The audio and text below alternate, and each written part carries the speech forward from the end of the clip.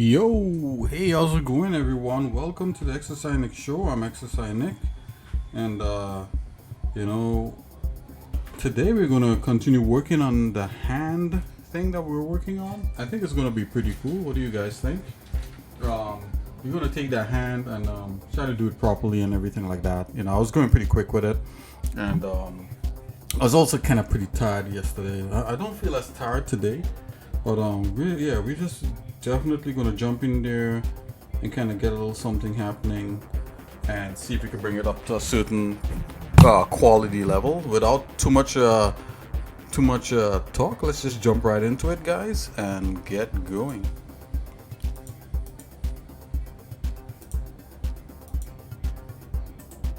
So let's go.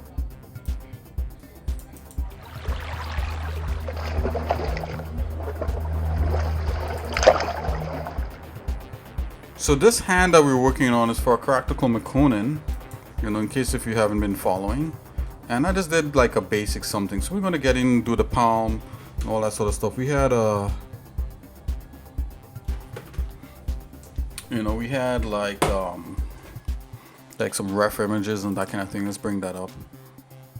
We're using a program called PureRef. There's also a program just like it that's open source called BRef. I also have that too. You could get it online. It's free. I think it might also be for Windows also. I'm not sure. So if you're doing this kind of production work, I think most people who are into this stuff, you either have a laptop or a PC, a desktop PC or a laptop or something like that. I'm not sure if you could, there's like tablets with Blender on there or any other 3D program like Blender. I think there may be programs that are pretty close though.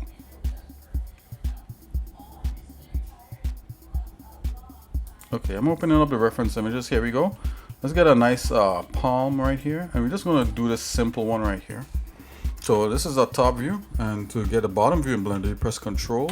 And you hit the key for the bottom, which is in this case here, it's the what do you call it? It's the 7 key on the numpad for desktop users. Okay, so I have like this going across here. We want to split the palm across, and it's kind of already doing that. So let's just work with what we got here. And we're gonna try to make these shapes. Easiest way is just to ignore everything else and just start making your cuts. Let's kind of do something like that.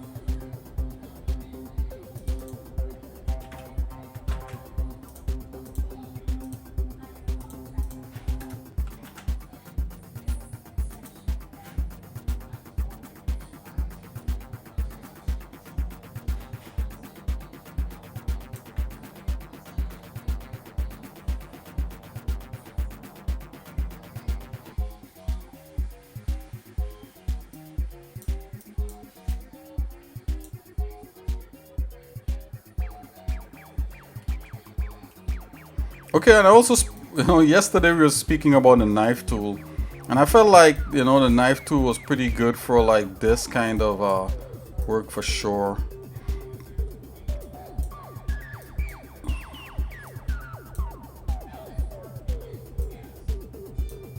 Let's get some knife tool happening, action up in here. We're gonna basically create. Let's work on the this part of the palm right here. This part. Now let's zoom into that a little bit more.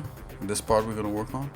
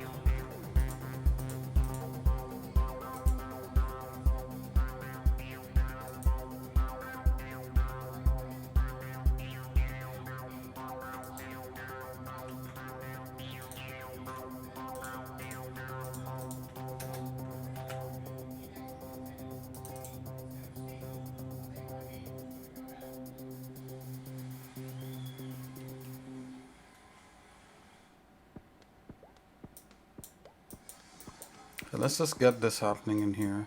I think there's another cut that's supposed to happen here.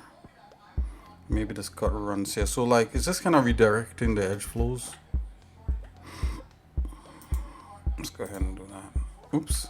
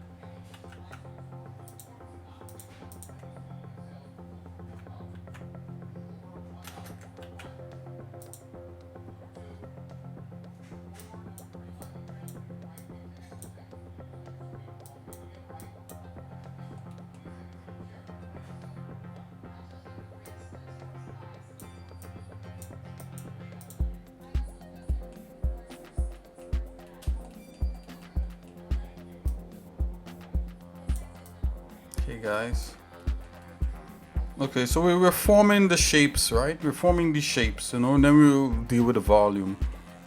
Oh yeah, so that's another way that, you know, you could definitely deal with this stuff, you know, shapes and volumes. And also you should look at your actual hand. So this is a kind of cartoon hand. So this, my actual hand, let's see if we have, do we have an actual palm going on here? Yeah, so your palm actually, if there's a line cutting through here, it's kind of like slanted rather than just straight across. So it's more like this. And on this part slants like that. And then you want to account for this part coming up. So let's see how we could do that. Okay, so that's that. And that part, let's just say that part goes up into this finger right here. Your little finger. At least it feels like that.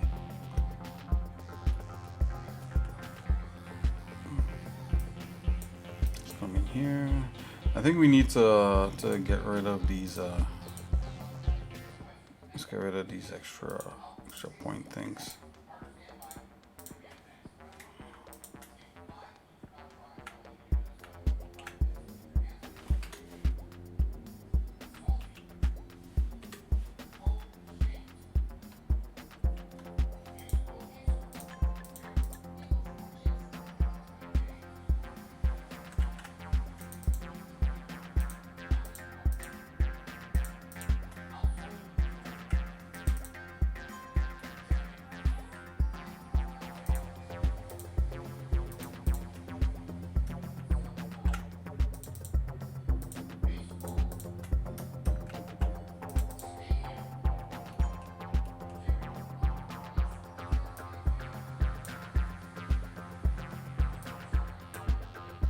Let's cut through there, let's do a cut, okay.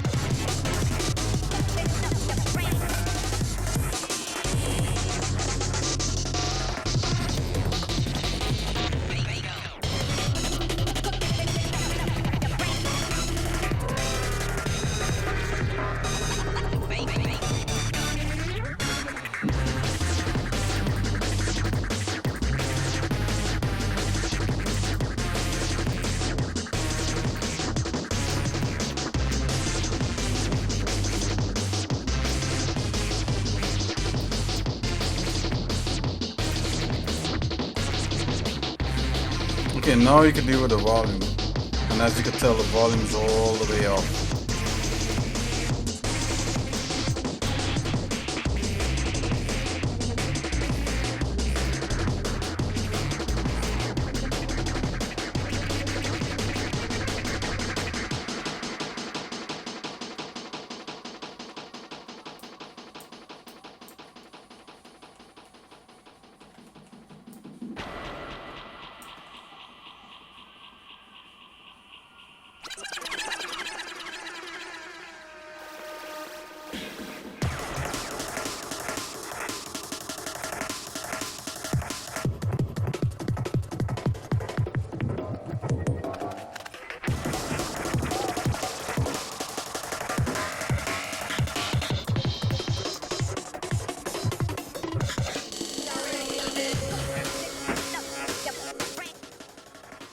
Hey, how's it going, Mason? Yo, yo, yo, yo. What's up, Mason?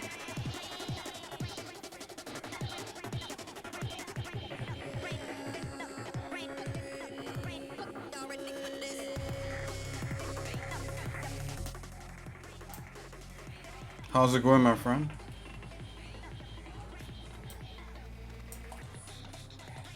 Working on the palm of this guy here. So that's good.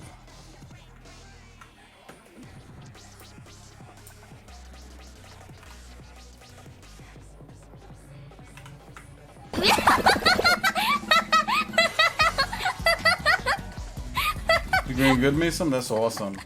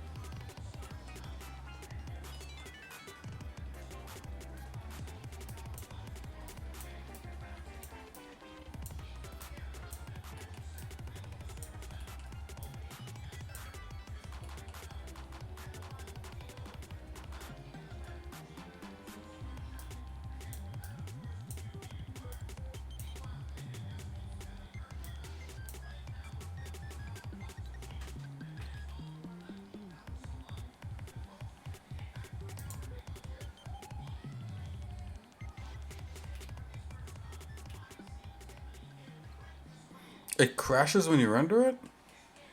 It gets to the exact frame where the water ripples and crash. Oh, You know what? Hold on a minute.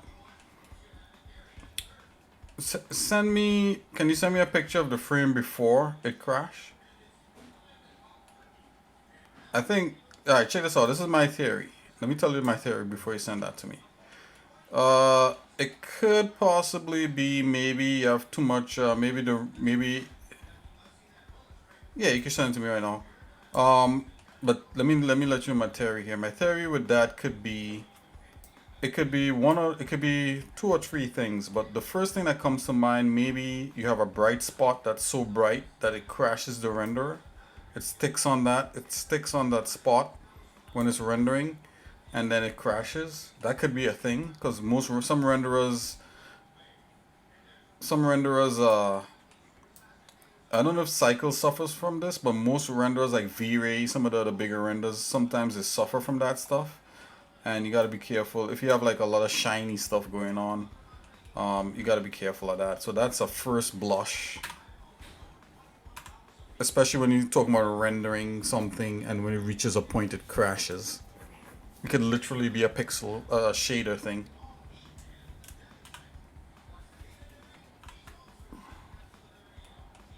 That's the first thing that comes to mind. Now I could be wrong, but it could be something completely unrelated. But that's what comes to mind.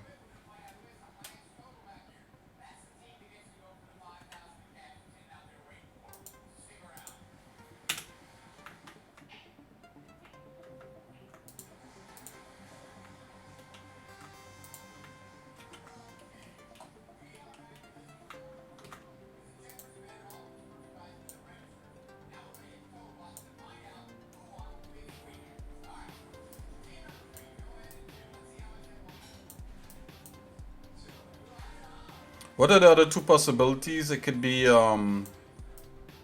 don't know. The other two possibilities I would have to look at.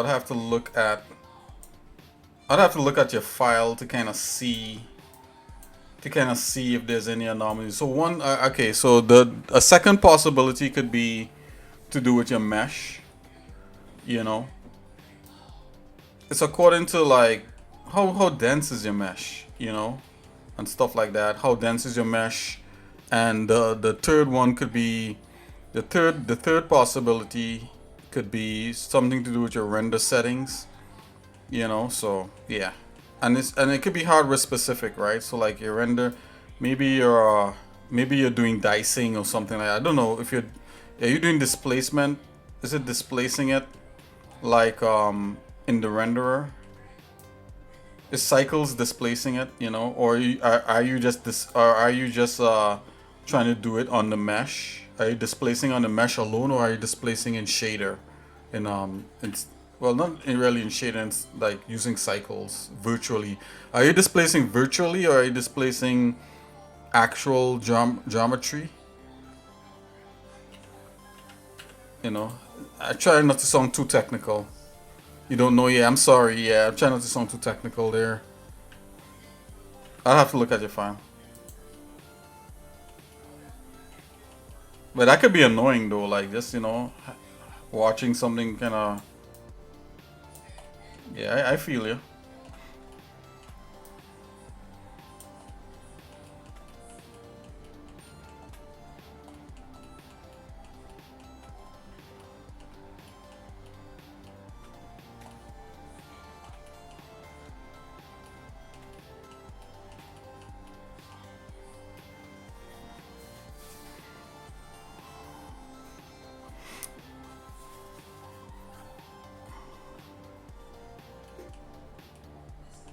Yeah, I did that. I did that dynamic paint wave water thing too. It's pretty cool. I think I did one with a boat. I may have saved it somewhere. Yeah, that stuff is cool, man. It's so cool that Blender could do stuff like that. Like I was like, I remember trying to do a boat in Max, just using Max modifiers, and yeah, it was a little bit of a thing. And then in the end, you end up having to buy a paid plugin and all that sort of stuff. But in Blender, there's definitely a way to do it without buying a plugin.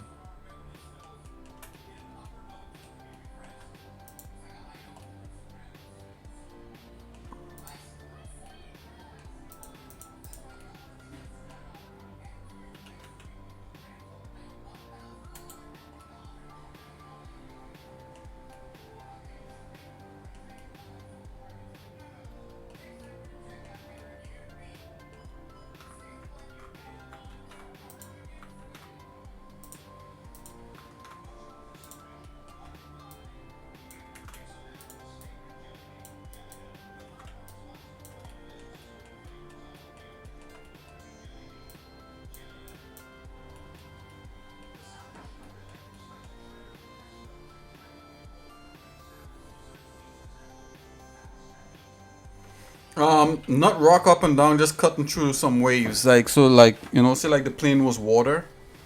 It's using the same dynamic paint thing.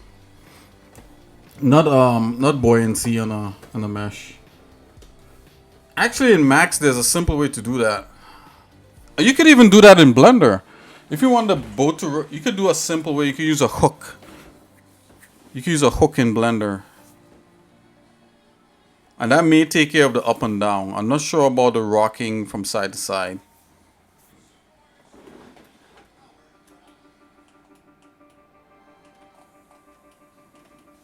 You know what Blender mesh hooks and all that? You know about that stuff? It's pretty neat.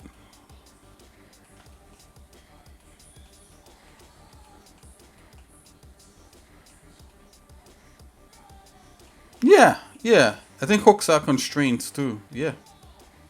Yeah, absolutely. Yeah, you could put a hook on any mesh, you know. So like you could take this point right here and you could you should be able to like right click. Hold on here. What's going on here? Yeah, you should be able to right click and you should be able to add a hook. Well, not right click. I mean, it's probably not in the menus here, but it's definitely like vertex. Or is it? Hold on, let me see. Vertex subdivision. Yeah, they don't have it right here, but it's definitely vertex hooks right here. Control H. And you could add a hook. Hook to new object. A hook to selected object. Or you could hook to selected bone.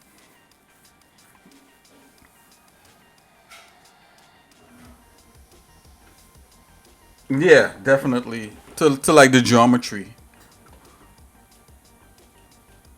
Normally if people do that, they hook it up to the bone itself.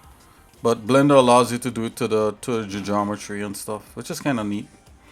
Okay guys, so I kind of have like a rudimentary palm going on. It's not very good. Let's see if we could get it some sort of good.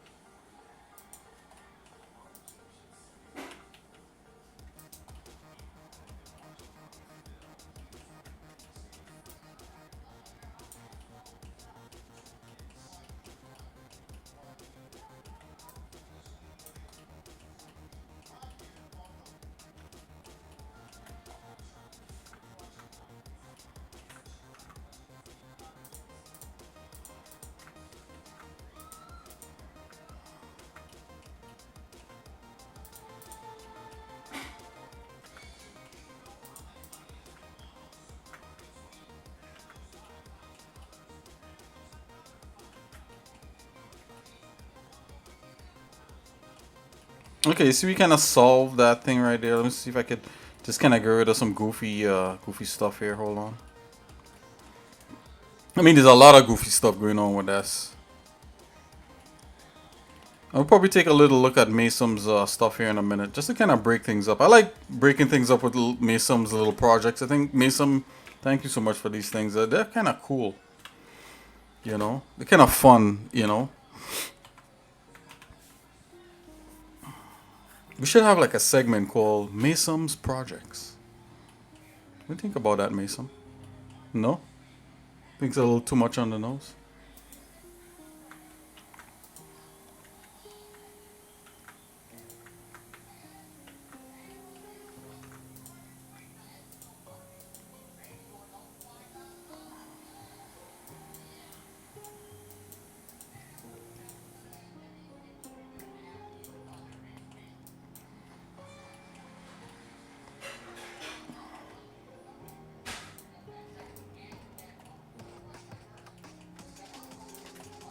Okay, so what I'm gonna do, let's just add a subsurface on this. I think the top of the hand it sucks. Let's see if we get our top of the hand view here. Yeah, so it's supposed to have these things with the knuckles.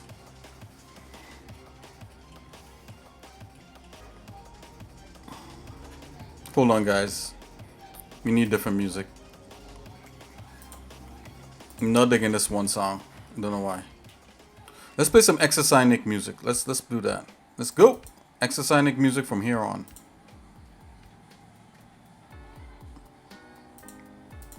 Okie dokes.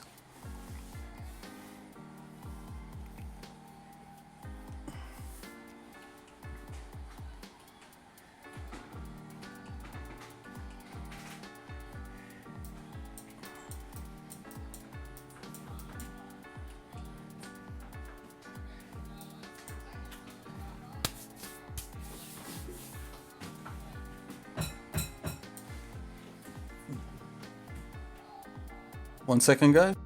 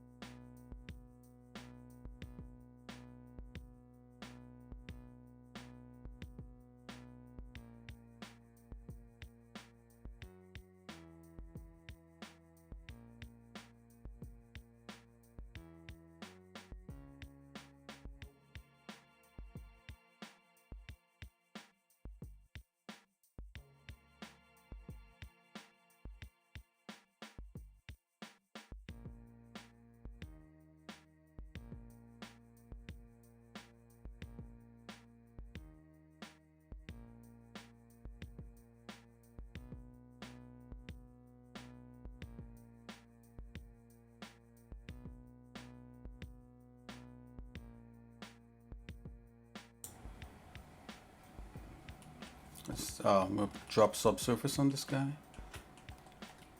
because I want to be able to manipulate just the general volume properly. And when you have something so low poly, it's kind of hard to kind of determine the volume. That's why, sculpting in high poly is so effective, because you could really get the volumes to where you need them.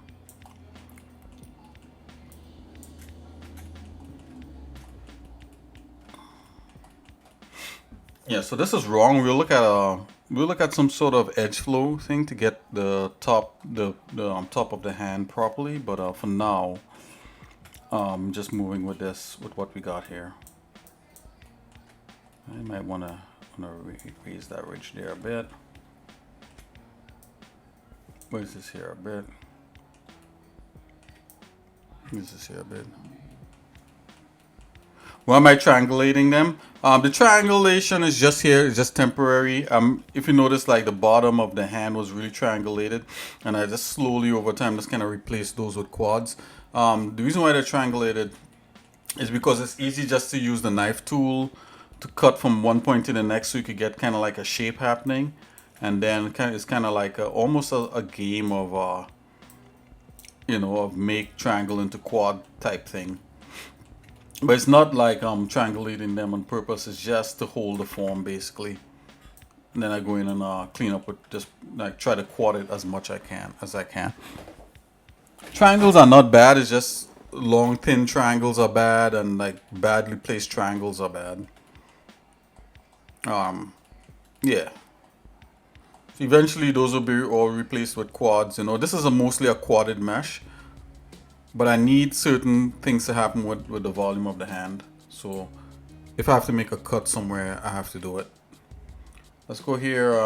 Let's view this. Okay, so this is mesh smooth, right? So we could use now we could start pulling out things based upon like what the volume should be now.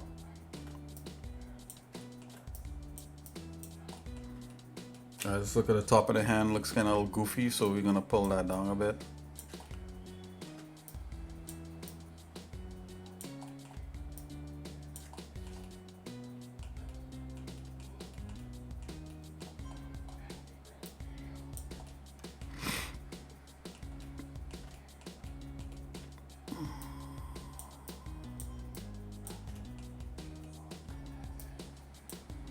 Kind of like the same thing that we did with the rest of his body, where we just kind of looked and we adjusted things to get the proper kind of like the proper profiles, the proper look.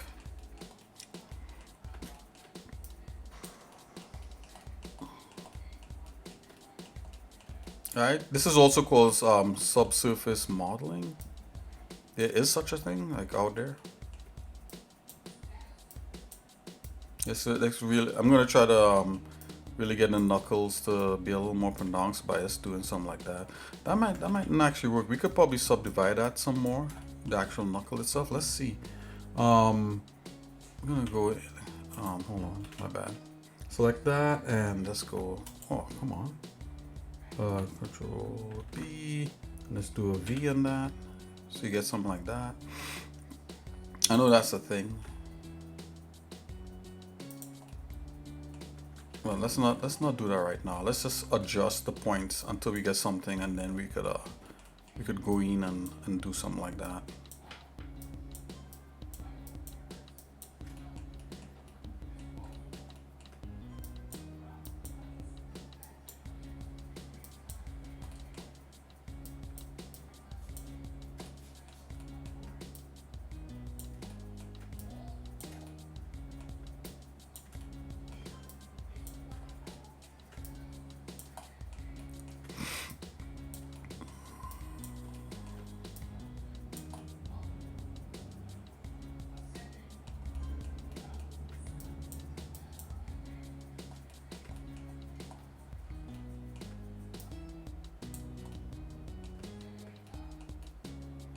Yeah, so triangulation. A lot of artists shy away from that because they think it's like really bad, and it actually is kind of bad.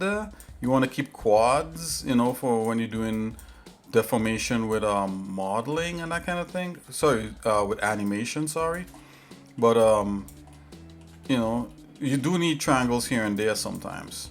You know, even if it's just like for support, kind of like a support structure until you could like turn it into quads, kind of like what I'm doing. At least that's my take on them. Right, everybody's a little bit different. So you see, I'm trying to form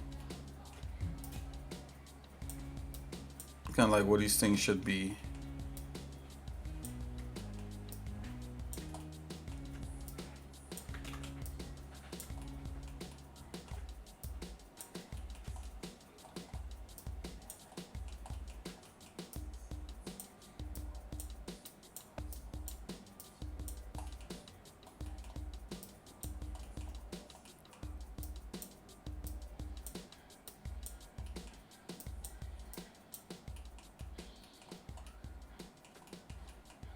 Okay, let me just see if you could. So it's kind of like, you know, I take my time and kind of tackle one section at a time. I try not to think about the overall picture because you could get overwhelmed and you could do a lot of nonsense. You know, and it's only nonsense when you don't get what you want, not nonsense based upon what others think, you know, modeling technique should be, right? It's good to know about the different modeling techniques and what should go first and what should be last and all that, but in the end is, are you getting what you want as an individual?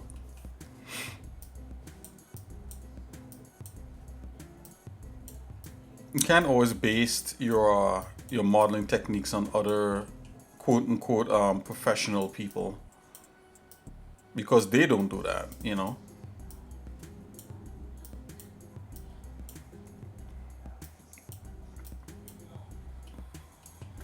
You just have to base it upon what it is you're trying to get. So like I know the finger here is a little too low, it needs to be higher. Maybe because this is like that. Let's bring that down a bit. Let's bring this down a bit. I'm just looking at my little finger here. You can look at your own little finger.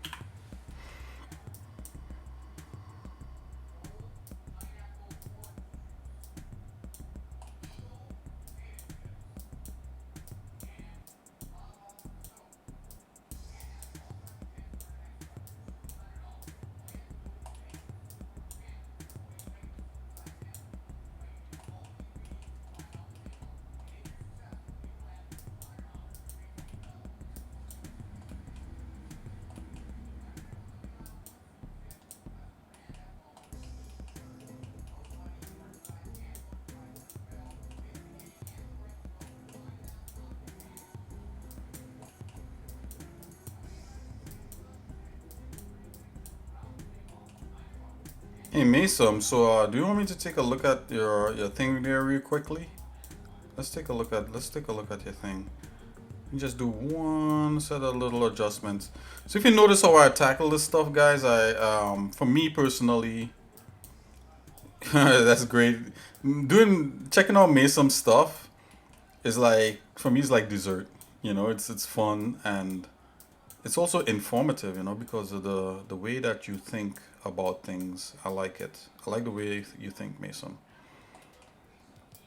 When it comes to doing 3D, I don't know about anything else, but definitely doing 3D, yeah, for sure. Spencer Magnuson also is pretty good. It makes me laughing. Yeah, I can't vouch for anything else, guys. I can just vouch for the 3D and art part.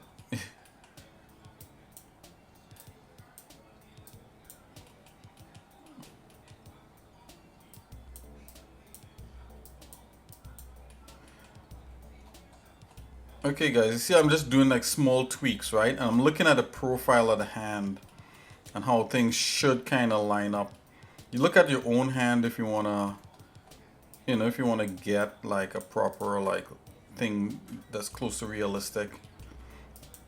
As long as volumes and you're hitting certain shapes and profiles, you'll be alright, If you ever try to tackle doing a human being, you could say that, hey, Xnick did a human being by just pulling polygons, right? That's what we're doing here. Alright. And, if you do the first human being and it looks terrible, just leave it alone and do another one, do a different one. Right? And then come back to your old one and then touch it up.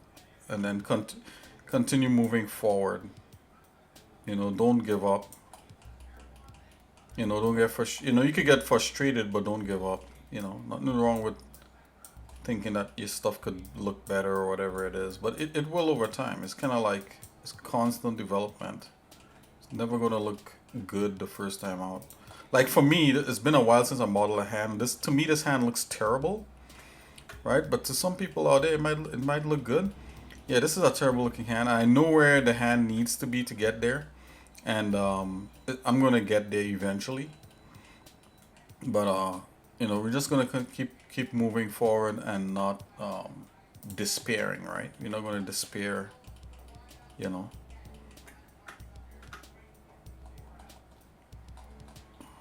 I think the hand needs to, I model tons of hands, guys. It's not my first hand. But that doesn't mean that, bad things don't happen. And sometimes it's like drawing or like painting. Sometimes you just have a bad painting. But you know what? Sometimes there might be something in that bad painting that you've done that you could learn from.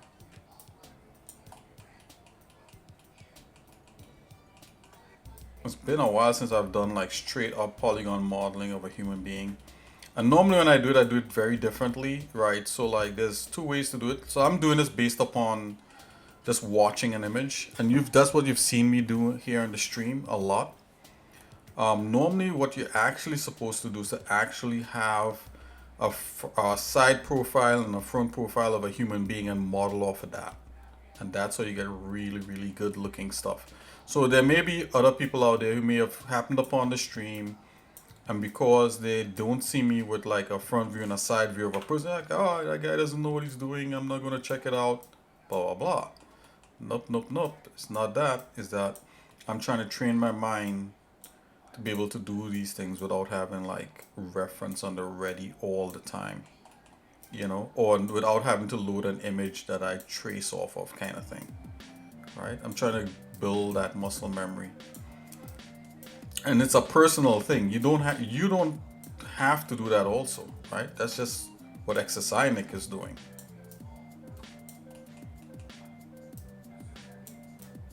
Right? You could put your reference in your front view and your side view and stuff like that, and make your own character.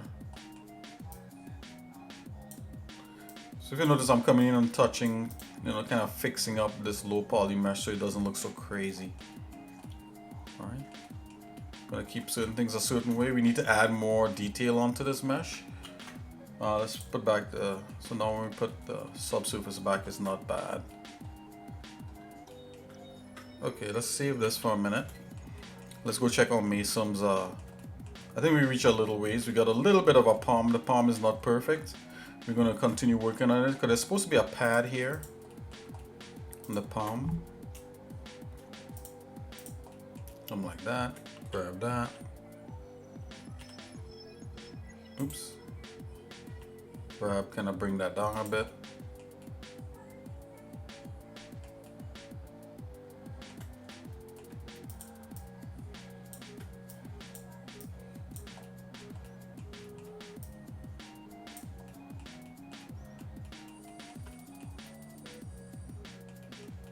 And we have to deal with these triangles before we move on.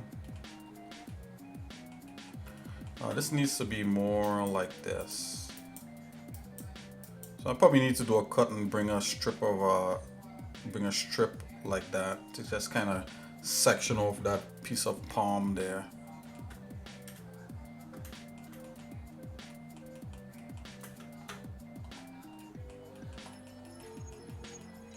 Okay guys, let's check out some stuff here. Give me a second.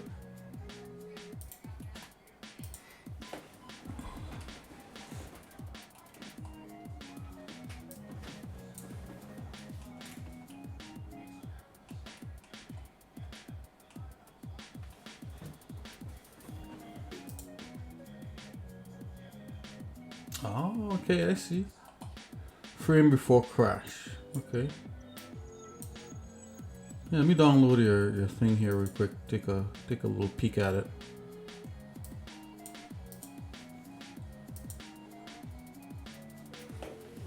Wait a minute.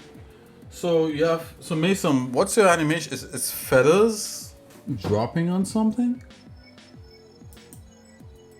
Is it feathers dropping on water?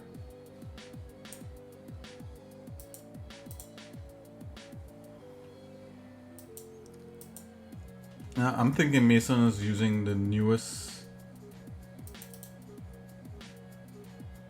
Mason is using the newest blender, which is Blender 2.2, I think.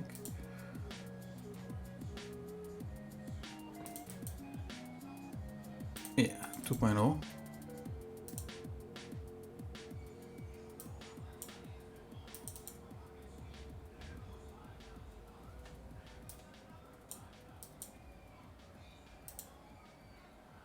Feathers rotating, right? And then there is a sphere dropping into water that creates the ripple. Oh, okay.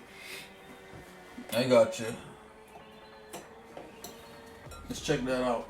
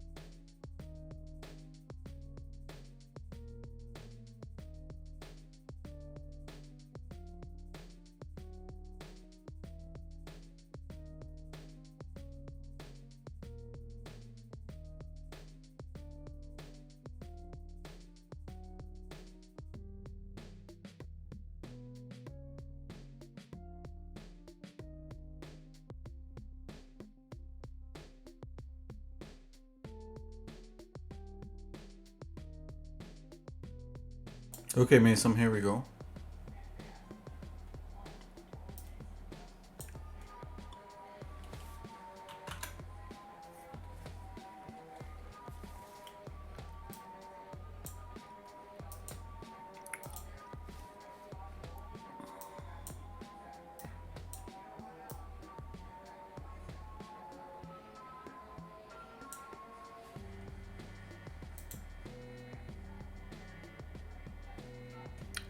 Whoa! I just pressed that and my computer is like, what? Whoa! Something's going on here, Mason. I just pressed. What you got going on in here? I just literally pressed the. I didn't even press render. I pressed the preview shade and it just locked right up. Okay, we're gonna solve this, Mason. What? You guys see that?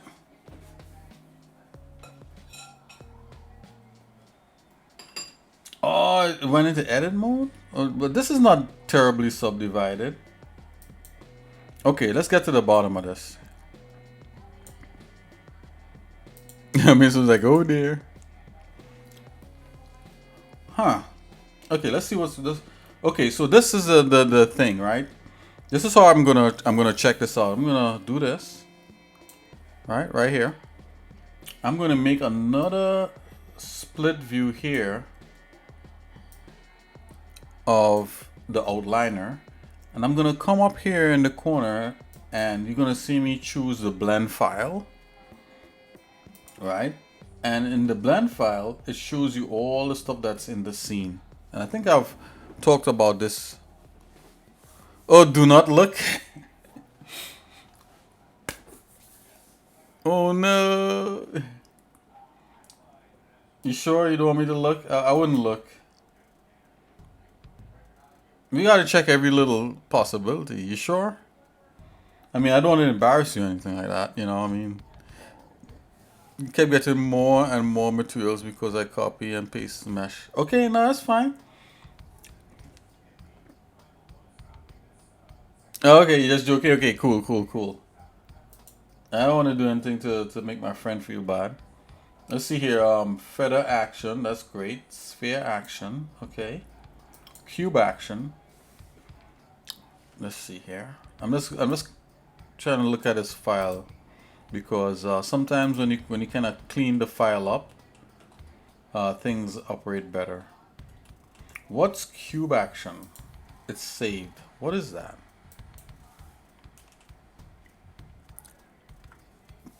Is that just like a action that should not be there? You probably don't know. Let's see here. Okay, that's fine. Let's take the materials out. Yeah, you got like 18 materials. Whoa. Probably should exist or should not exist. Okay.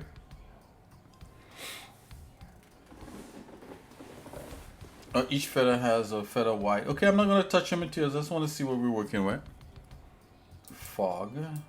Yeah, because you saved everything. You saved all the materials. I think that's what that is. To protect from deletion. So you did that so to protect them from deletion. Okay. I'm gonna respect what you have here.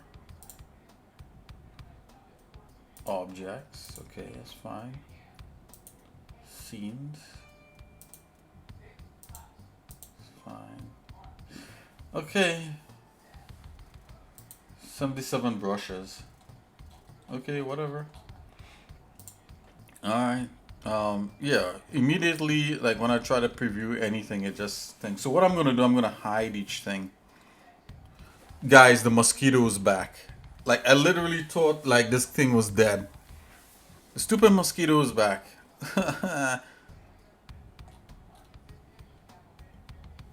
I'm gonna spray my place tomorrow for the materials. Okay, yeah, I'm not gonna touch anything, Mason. So what I'm gonna do, I'm gonna just turn each thing off here, just so that I could see what's bugging it up. Okay, so first the feathers.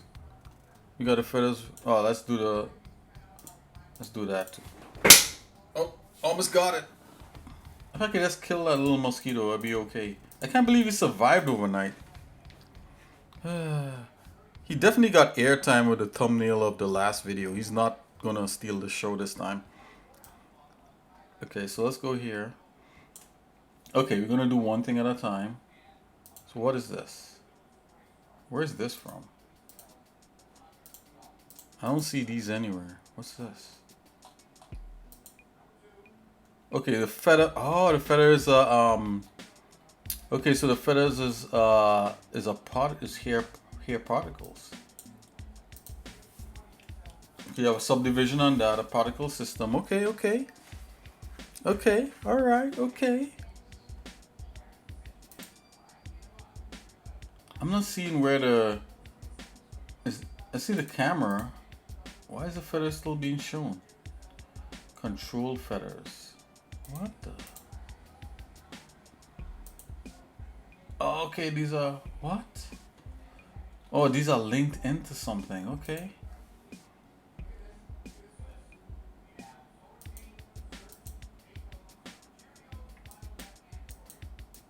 Okay, I see. So if I select that guy and do that, he'll be hidden. Okay, I got it now. I got it now. Control feathers. That's so you wanna unhide that. You wanna hide the control. It's linked in. Okay. Let's see if we could get this part here to render. I'm gonna click on this, see if it blows up. Whoa, that's still. Whoa. All right, I gotta look at your render settings now. It finally showed up, but whoa, that took a while. Okay, we're gonna look at the materials for what you're doing here. This is fun. Okay, so let's see. You got CPU because that's what you have, right? Look at that. You have your noise samples. Why aren't you using a denoiser? I'm just asking. Oh, you're using the denoiser for your render. Okay, I see. Why are you doing your noise threshold? Why are you not like, I guess you could do your noise threshold, but that's gonna take forever, dude. Let's take a look at the feather material. There's an emission, the mix shader. Two parts. One part that is where the hair and the one part is like the handle. Okay, yep. Gotcha.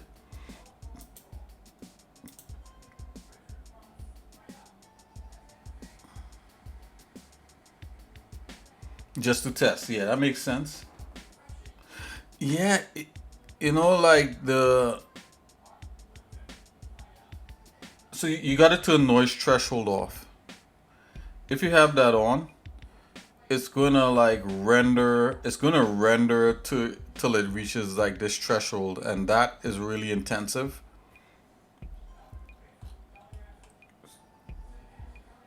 Yeah, that'll render until everything is okay, until it reaches that threshold. And sometimes that's a little too much for even your CPU and the GPU to handle. If you have a GPU, but definitely your CPU, it takes a while. That's just off the top. Look, you have a mix node there. That shouldn't cause any problems. Let's take a look here. Intercept. Curve info. Whoa, what is this? Is this a hair shader?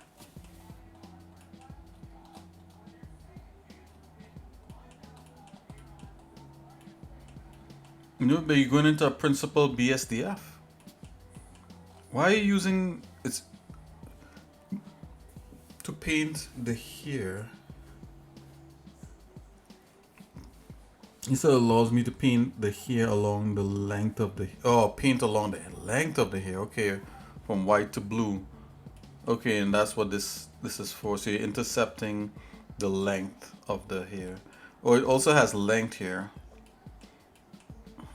Why did that take so it probably took this long to preview because it's actually going through this procedural texture.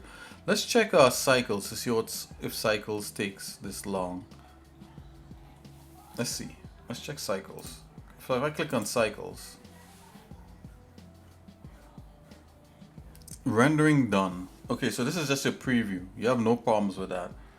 I am going to turn that off for now, and I'm just gonna run. You see, when I turn off the noise threshold, all of a sudden all you get is samples. So I'm gonna come here. Let's turn the denoiser on here. So you see what happens to your feather? It gets really mushy in here, but it renders really quickly. Let's just see up to what sample we could see like the individual strands of the feather. You might actually want this, 'cause I mean that's a nice effect. It actually looks like a feather right here. Let's go instead of one sample, let's go in twos. So I normally like, yeah, that is a cool effect. Let's go let's see, let's go 16. Actually, let me think about this for a minute, guys. I can't remember. Yeah, let's go 16 samples. I normally try to go in twos. We go 8, 16. Yeah, let's do 8. See what 8 looks like. Look at that. 8. You could still 8 is pretty good. Look at that, Mason. 8 denoising. I'm gonna go up to, it's an 8. Let's go up to 16. Let's double it. Even better. And it renders instantly. If you do noise threshold, it's gonna take forever.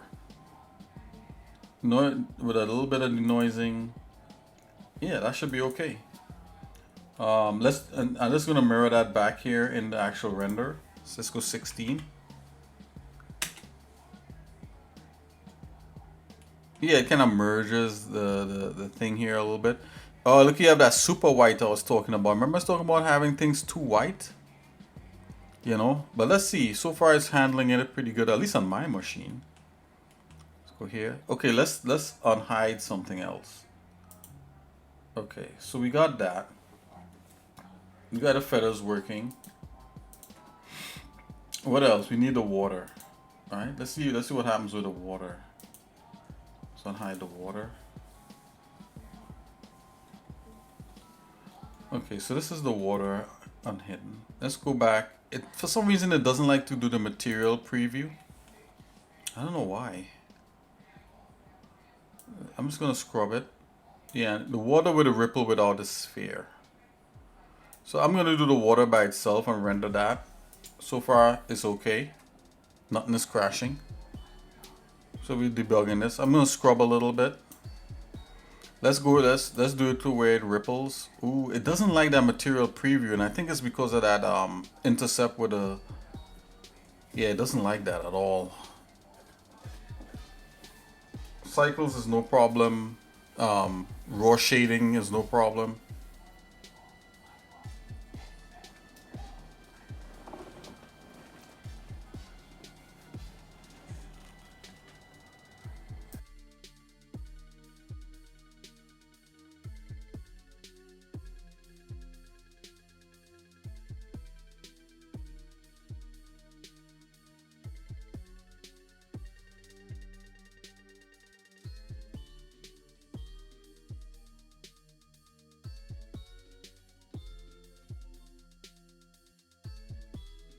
Okay, long as it displays good for you. I don't know why it's not doing it for me, but it's all good. I just need a renderer. So I'll go back to cycles. Okay, it's doing a ripple pretty good for me. Right, but you see it looks a little mushy, so you're gonna add some more samples. And so let's go from 16. What's the next one up? Let's go 32.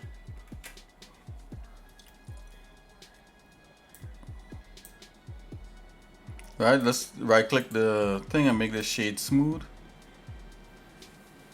Reshading smooth the ripple. Okay, so far so good.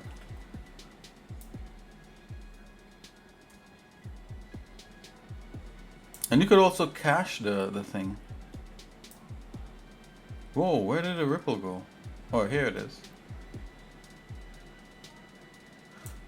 Let's get a sphere in here. Your sphere looks really low.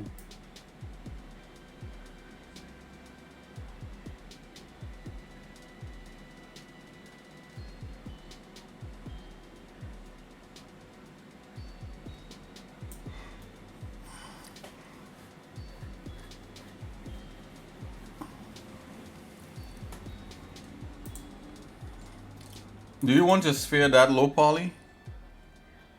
I'm just asking. I mean,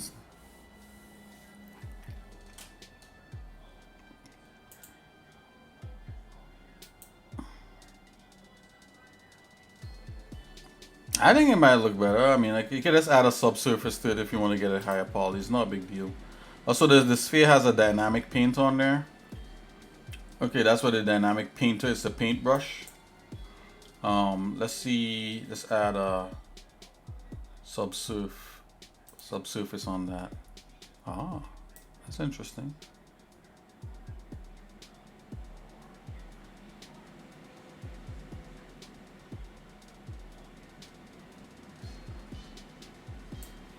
Okay, so this is your ripples coming out here.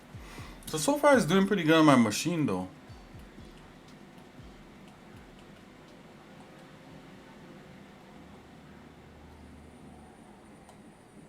You know what's going on too? Your water is really diffuse. Like, look at the feathers reflecting in the water. That's what you want, right?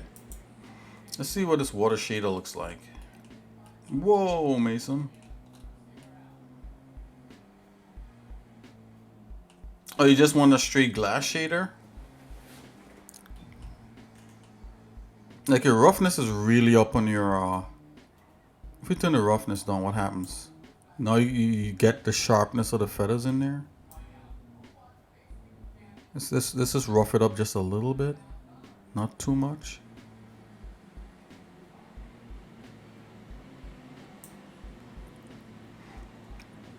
Is this thing transparent?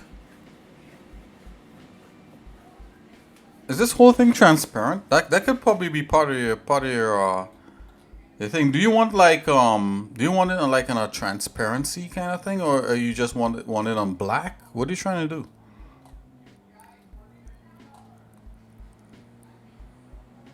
Meant to see the mesh on the. Okay, so you have a mesh there. So let's see. I just turned down the roughness a little bit because it was really blurred out. Let's turn up some more resolution on the.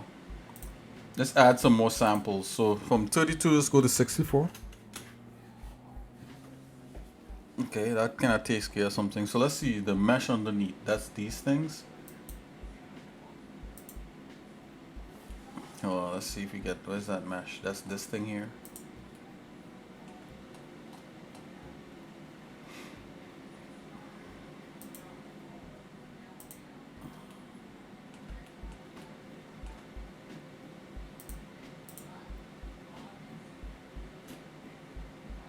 Kind of look like angel wings almost.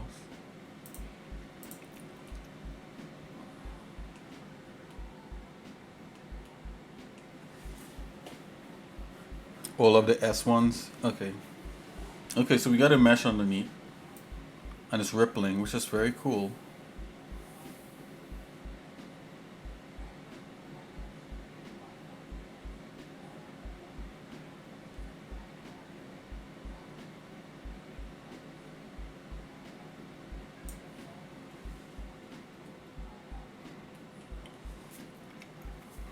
Um, okay, and then you have a spotlight.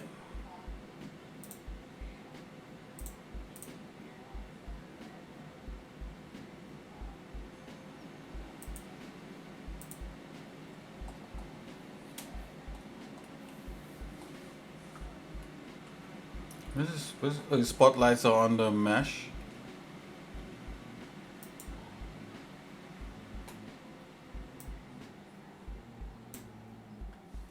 For some reason, yes. For some reason, the whoa, that chugged. I think I reached to the point where it crashed for you. What?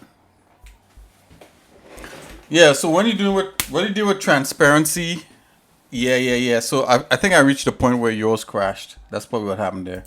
So when you're doing things with like transparency and ripples and shininess and all that, I think I mentioned this sometime before and somebody didn't believe me. Like when you're doing this kind of stuff, you gotta be really careful because like your machines love your renderers hate it. Renderers hate transparency and shininess. Anything that's diffuse is easy for it to do, but once you deal with like making things kind of see through, like water or glass, I encountered a lot of that with glass back in the day when we did a lot of buildings. It almost doesn't matter the renderer, so you gotta like be really careful and crafty with stuff like that. So yeah, I might be able to solve this for you, Mason. Would you want me to do that now, or you want me to do that some other time?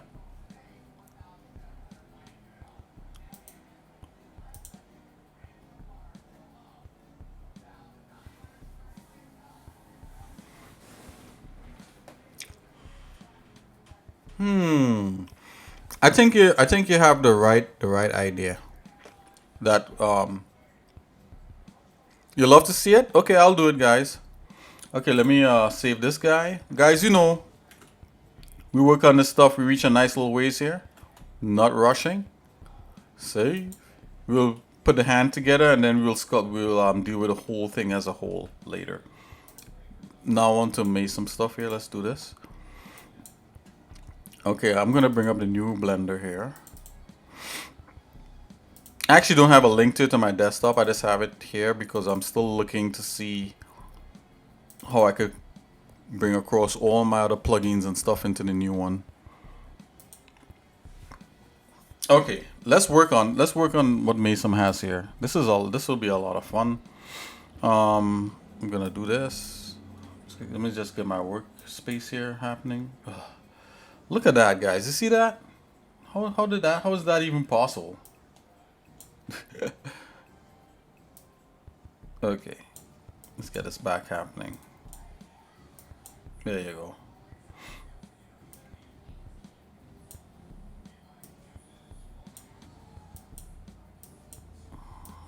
Okay, here we go. I'm just gonna save this. Okay, here we go. We're about to work on this thing. Okay, so first thing is first, let's deal with the statue thing. I want to see if we could actually see that. This is a camera, very cool. Is the camera moving? Let's bring up that.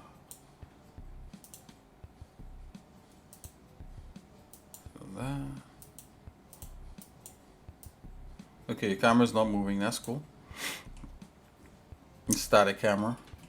Okay. So I'm gonna hide these things. You know what? Check this out, Mason. This is what I would want. I would want to make different collections for different things here. So like the feathers as well should be all one collection. You have them parented to feather control, that's all good. I'm gonna select all of it. Alright, this is a feather control here. You can leave the feather control visible if you want. I'll show you a little trick.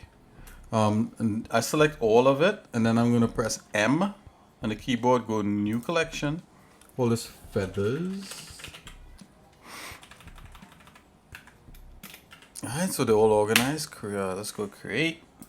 Alright, so everything is now in feathers, so I just have to turn that off when all the feathers are gone. And then you know, I want to turn it off, the eye off, and then I want to actually turn off. Actually, just turn off this main checkbox right here. So everything is just disabled.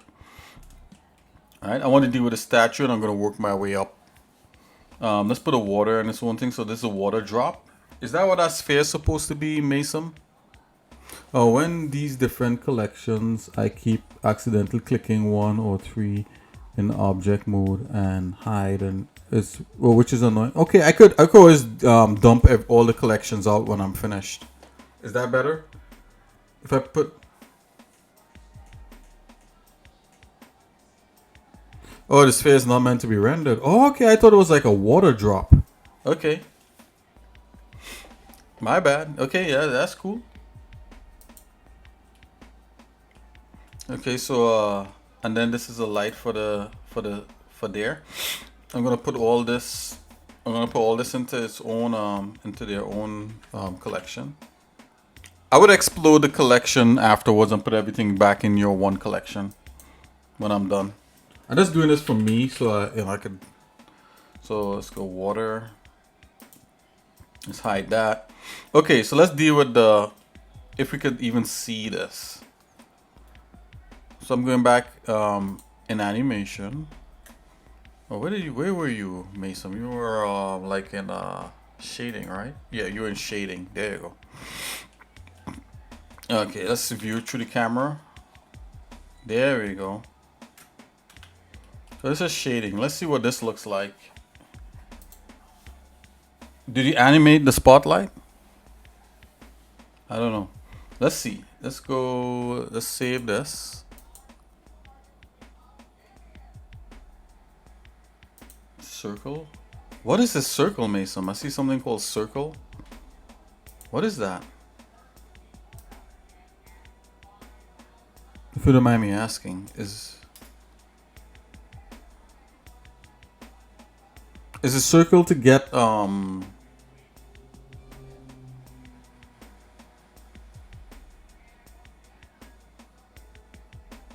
create a darker area? Oh, wait a minute. Is it like I know what you're talking about. Is it like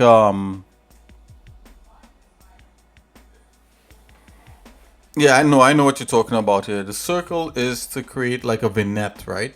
So it goes from dark to light as it goes, it gets lighter as it goes in. That's very cool. How are they doing this? This is a vignette for noise roughness. Huh, that's interesting.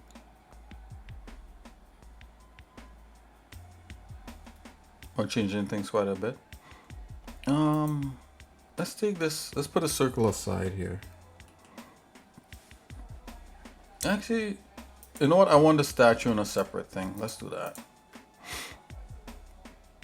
I like this statue here. Let's go M again. New collection statue.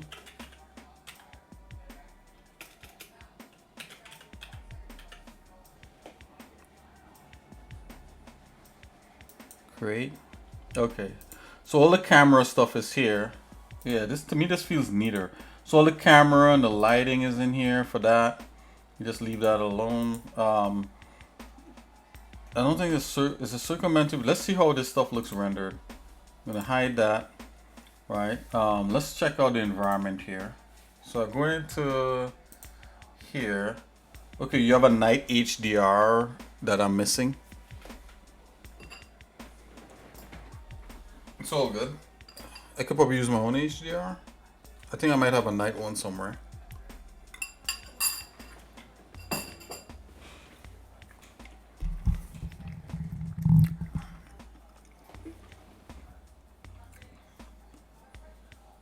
Okay.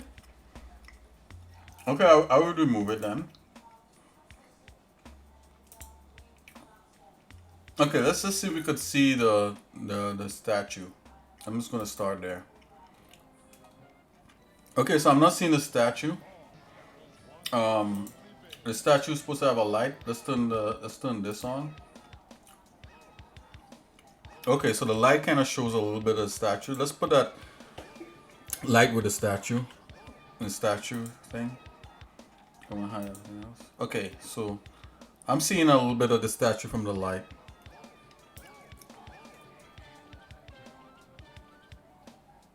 Can you see that? I'm seeing a little bit of the statue from the light. Is that what you're going for, Mason, or do you want to see more of the statue? I'm just asking.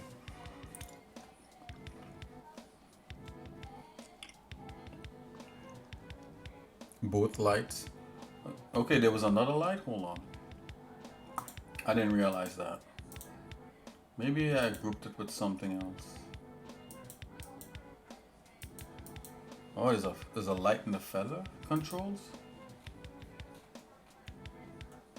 Oh, the feathers are illuminated, that's why. Gotcha. It's water. Oh, there's another light for the water. Yeah.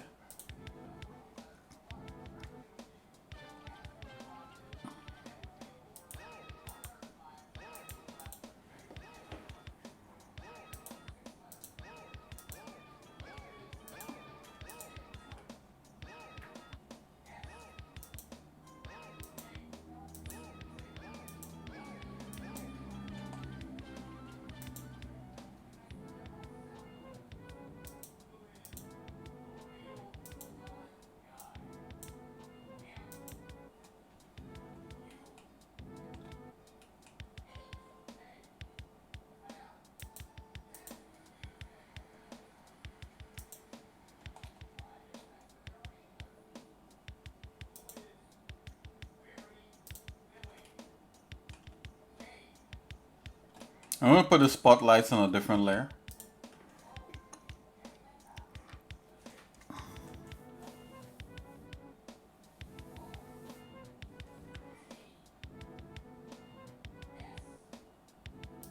Put those on collection. Okay, so I hide in the water all by itself. Yep. Let's turn on the main collection, which is... Okay. Oh, is this supposed to... Okay, let me see something here. This is supposed to be... Is this thing supposed to be pure black? Is this Hold on here. I have to see what each thing is trying... I don't see what it's trying to do here. Smooth shade. Okay, that's great. Let's go back to shading. Okay, I think I know what you're trying to do here.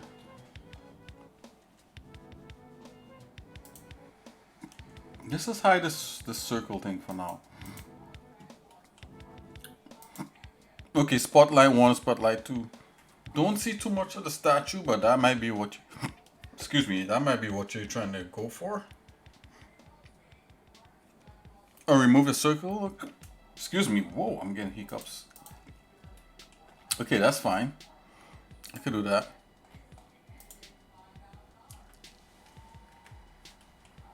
I think I know what you were trying to do with that. I think I know. what we might need it like that. Oh, maybe you were trying to do like this. Trying to do like this is inside of the circle. Hold on, let me see something.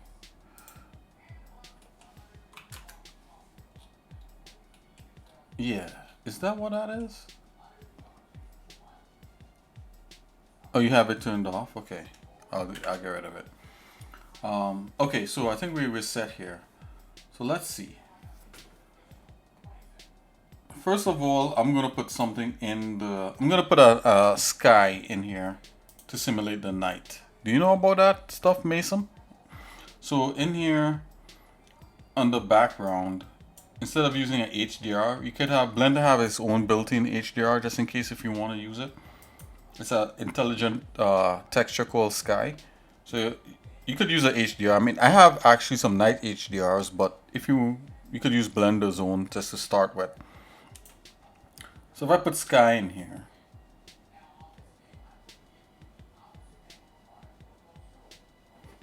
and we don't see anything. What is going on with this thing? Hold on.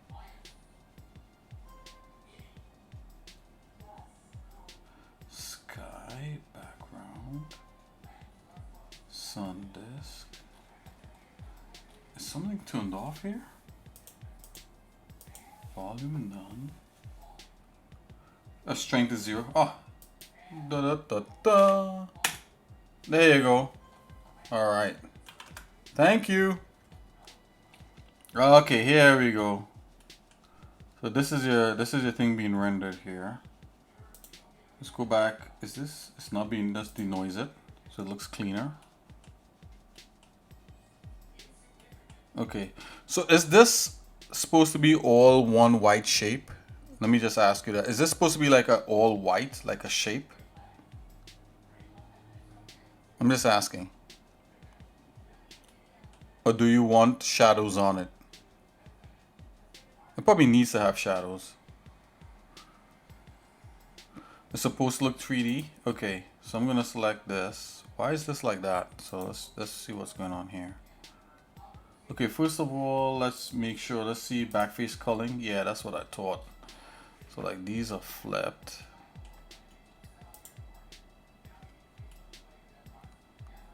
Where's stuff for the shadows? Yeah. Anytime like you're modeling, you always wanna. This is the one thing I wish Blender had turned on automatically. And I don't know if you guys realize I turn it on. You could come up here and click on backface culling, and it'll actually show you if something is flipped. And sometimes that gives you weird results when you render. Just like that. You'll know if it's flipped by the polygons are going to look transparent. When you go on the other side, you can see them. Let's press Alt N, flip that. Okay, so we could see that. These look like a different shader. Let's go back into shading. Right, so all these should be this white shader. That's what I'm thinking. I don't think the feather should be this color, right? Wow, why? It's stone. Oh, is this stone? Stone. Okay, so I think like these, the stone is not coming through on these. That's why. Okay, I see what's going on. I thought this was supposed to be white, but it's supposed to be stone, right? Stone. Noise. So this one is getting the stone, but these are not. Okay, let's get to the bottom of that.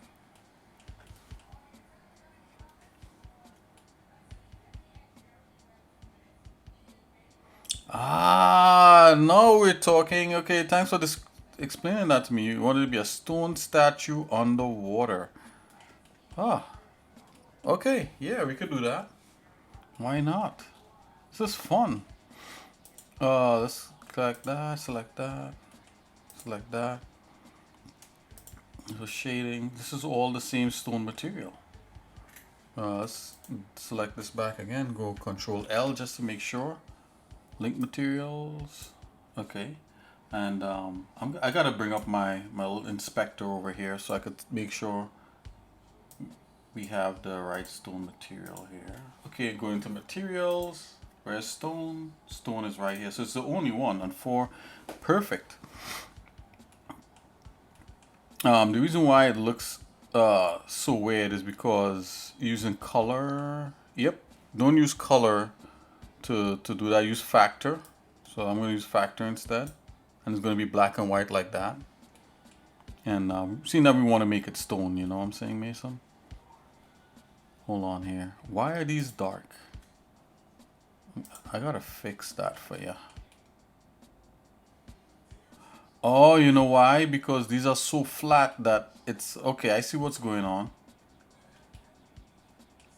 Let's go to the top view and let's just select these top ones right here. I see what's going on, Mason. Don't despair. Oh, your buddy's on it. Got it.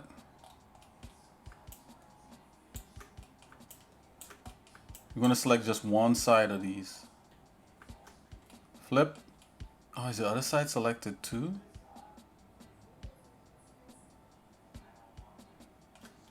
Hold on. Grab.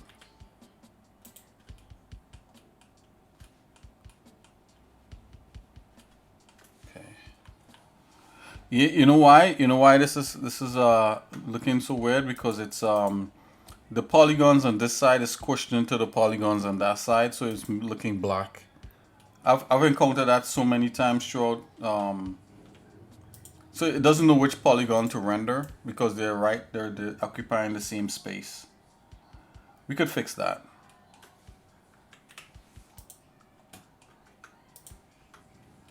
What we could do, we could weld all of them. We'll select it all and then press Alt M. Let's weld by distance. Yep, 0 weld. Oh, really? 160. Okay. Another weld. Okay, 400 something. I'm gonna weld it until I see something change. Okay, I just saw something flicker there. Let's go back. Okay, let's take a look now. It's shaded. Oops, I hit the wrong shaded button. Why is that shaded so messed up?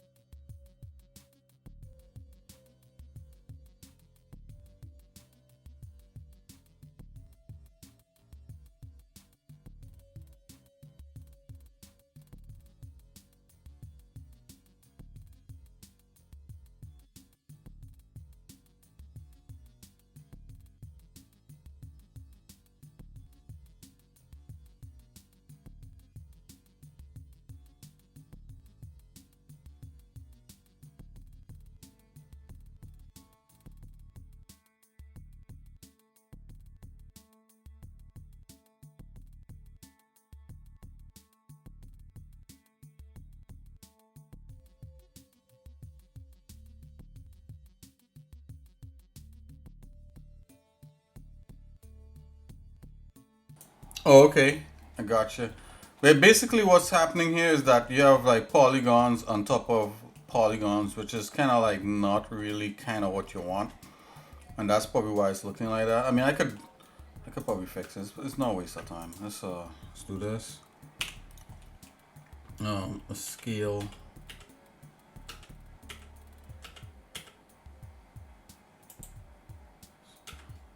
Oops. Scale.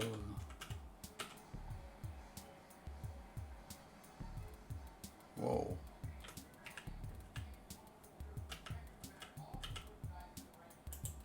Huh.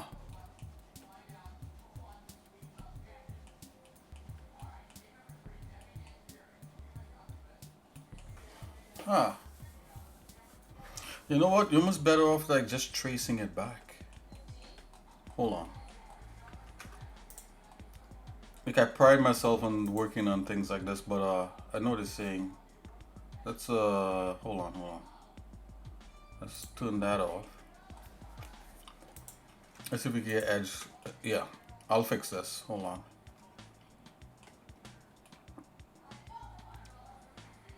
Well, kinda.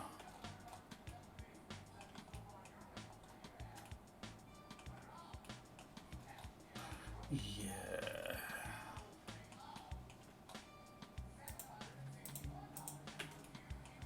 Yeah, so that one worked. I'm guessing this one worked too, it's just I can't see it. Yep. Just like that.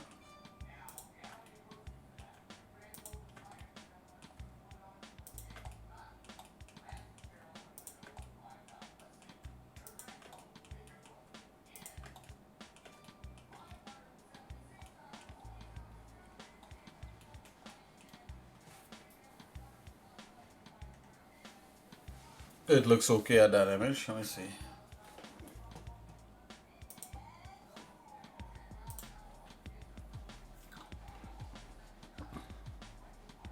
Right.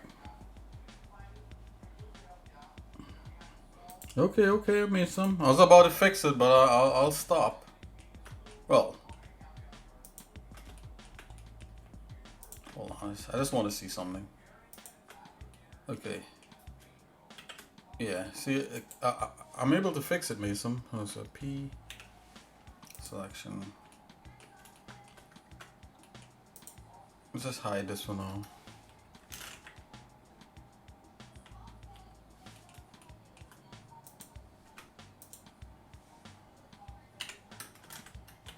Yeah, look, I'm fixing it.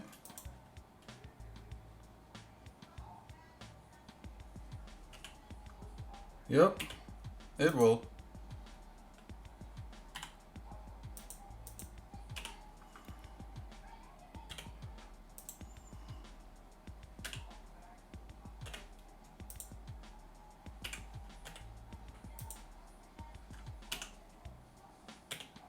I'm literally fixing it right now.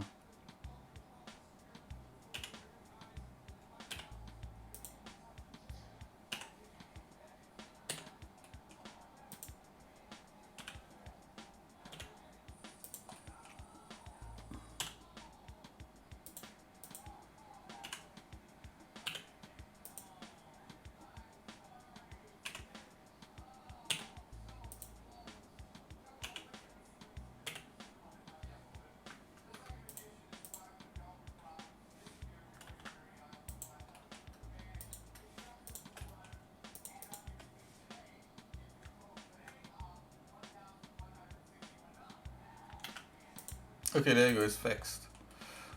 Ooh, okay. Finally. I'm sorry that annoyed you. Yep. Because it's not like really 3D, you know? I mean, like, when I mean 3D, it's 3D, but it's not like, you know. So I could get rid of the old one that was giving problems. There you go. Okay, now things should look proper. Oh, why didn't you merge these things together? I'm just asking. It's like, these could be merged. Yeah, you plan to like do something with them later?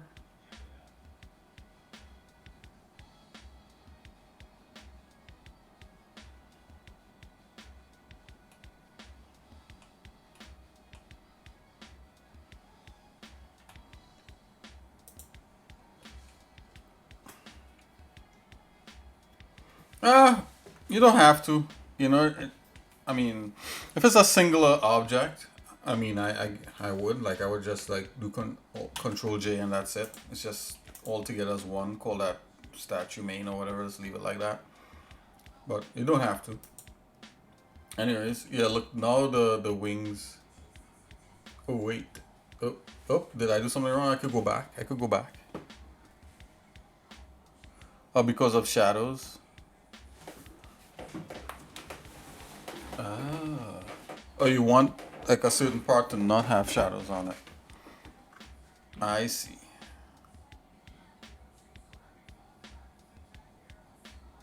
On one of them. Okay, I gotcha. Control Z that back. Wings. Anyways, like check this out. So let's fix here. Let's make this stone looking. Oh, what is this noise texture based upon? It's not really based upon anything. So I think the one on the bottom does not have any other mesh cast shadows onto it. Okay. Oh, you mean like this part here, the back of the thing?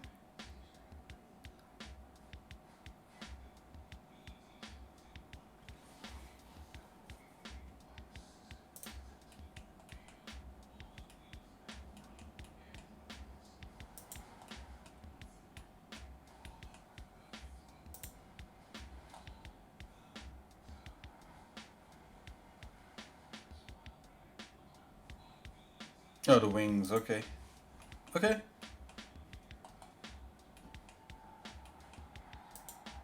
Yeah, I know you're talking about like the feathers and that kind of thing.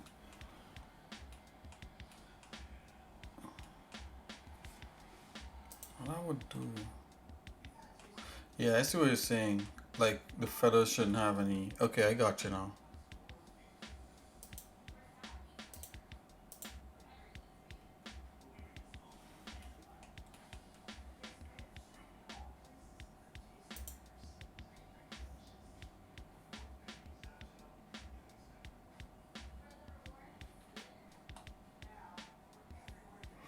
Okay, that's fine.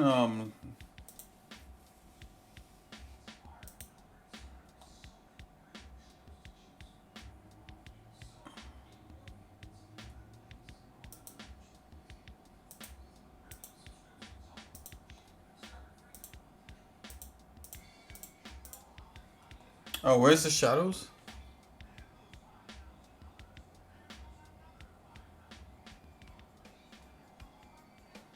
Nah, it's all good, man. This is your project. Like, where's shadows to turn? Where did you turn shadows off again? Is it, I see caustics.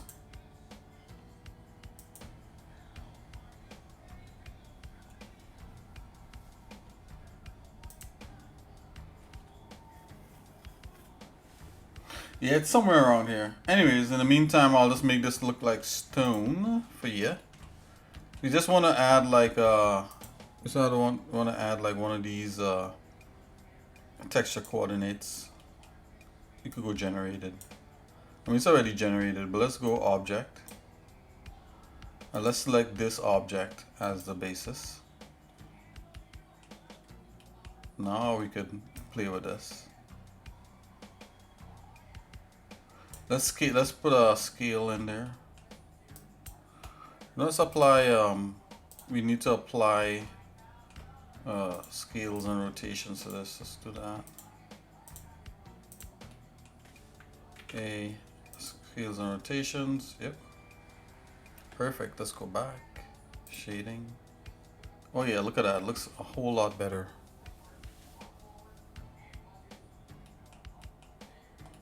Okay, let's make this look like a stone.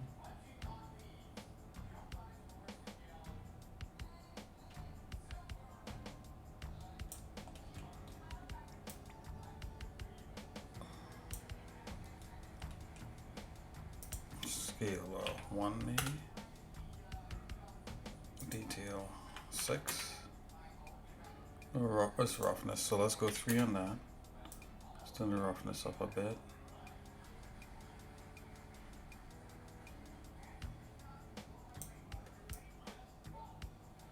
Turn the lunacy up a bit.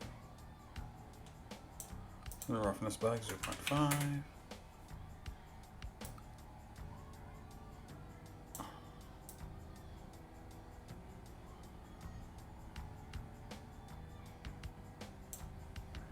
Yeah, it's looking kind of stony. Select this, apply smooth shade. Oh, let's go back to auto. Auto smooth.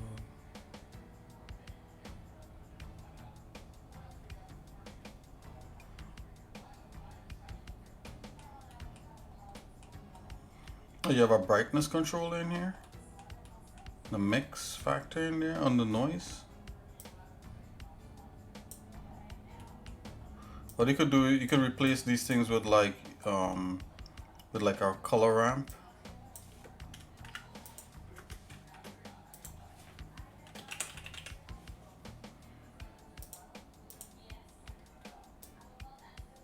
Then you could get stuff like this happening.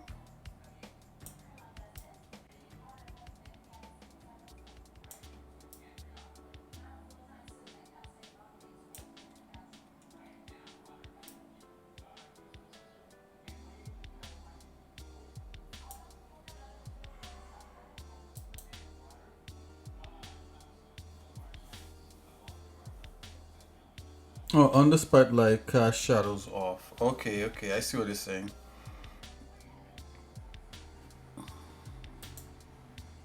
Oh, cast shadows here. Okay, I got you. Let's see. Okay, but you wouldn't see it here in the viewport. I think you see it when you render it. So let's just render a frame.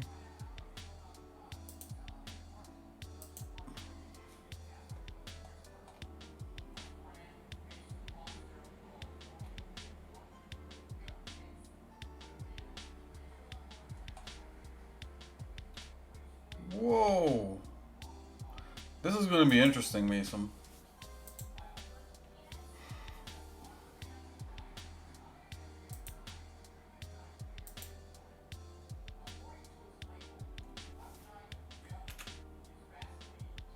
Why does that look like that? Okay, this is better. Okay. Yeah, this is fun, man. I'm, you know, thanks for sharing.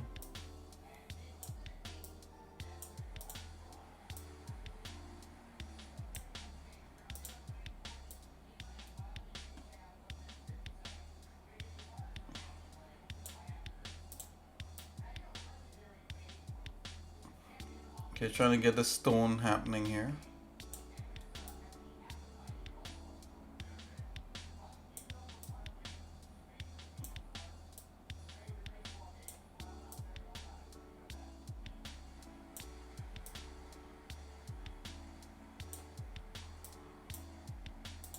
Let's turn that white down a bit.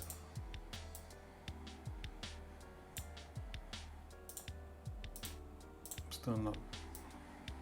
Okay, that looks good. That looks like a Van Gogh painting. Yeah, it did. It did there for a minute, didn't it?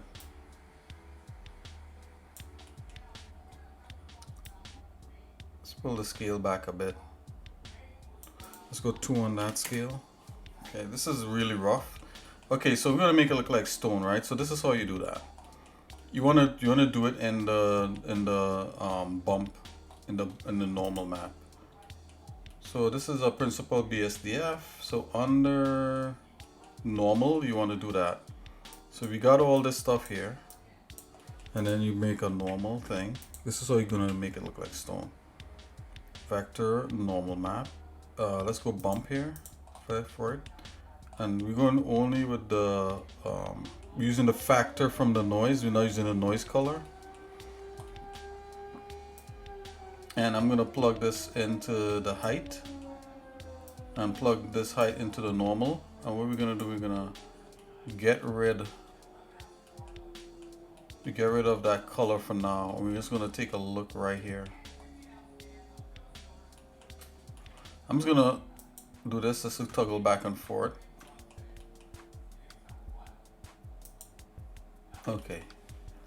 Let's turn the strength down.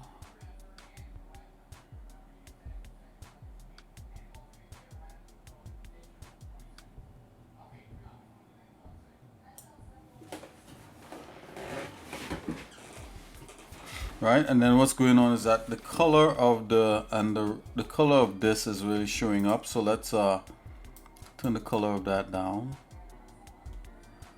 This is how it looks black, right? So because this is black and this looks like this tells me that our environment needs adjusting. So remember we added an environment in. We want black to look like black.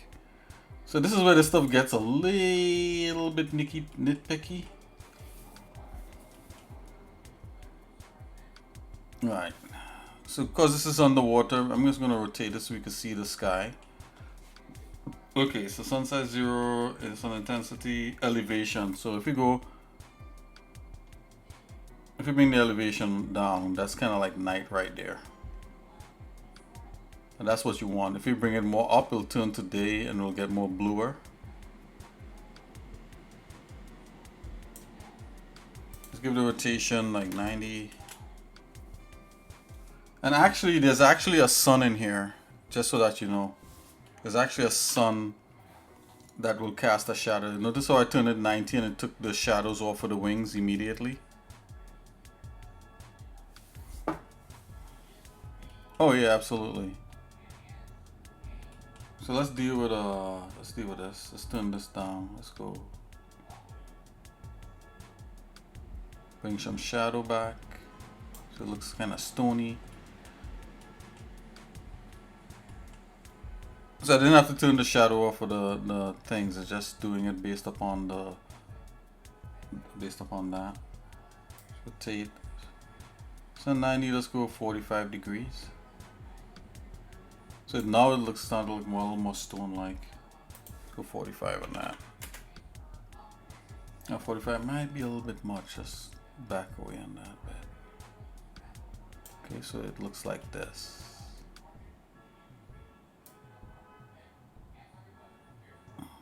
Yeah, something like that.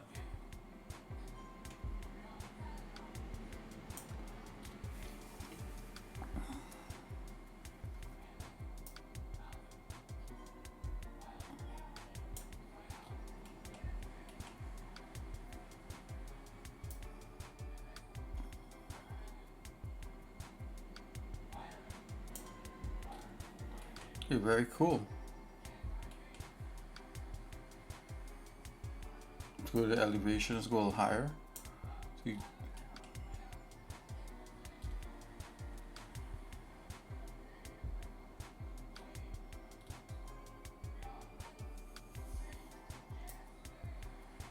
So strength 0 is not. Let's go.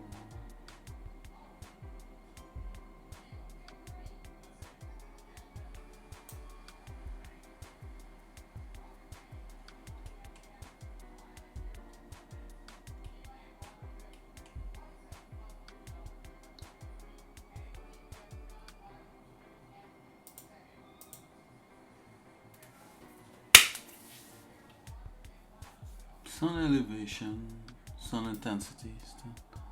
Okay, so if you get the sun intensity down, then you get the actual like environment sphere. Okay, one on night scene.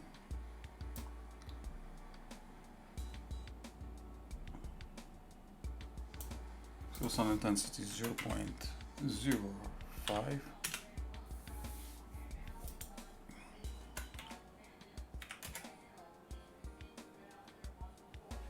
Okay, let's check the spotlights. Spotlight 1.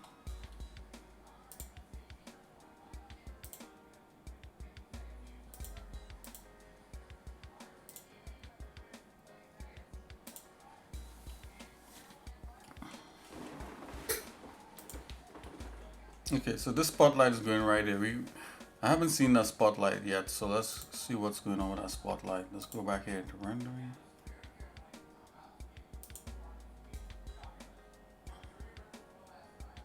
Okay, so I believe the spotlight is not reaching there. Whoa, even with the power all the way up, 75.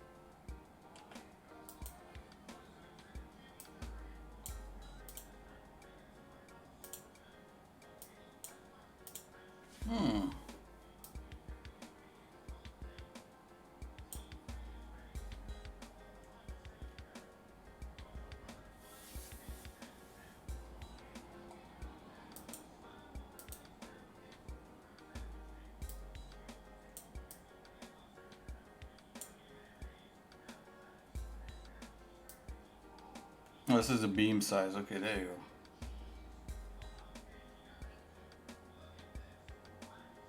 Beam shape. Oh, not much. I'm just trying to see if I could get a spotlight happening here.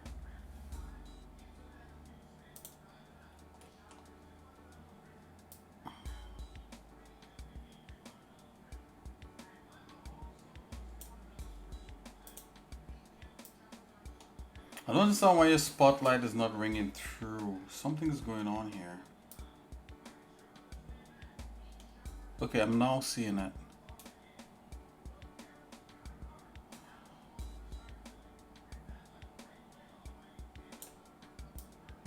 Why is there? Oh, okay, the blender's on that.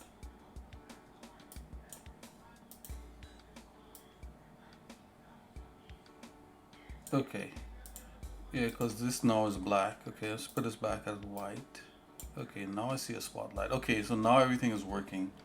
Okay, sounds good. No, I got it. I just wanted to make sure everything was working the way it should. Okay, let's go back to the spotlight here.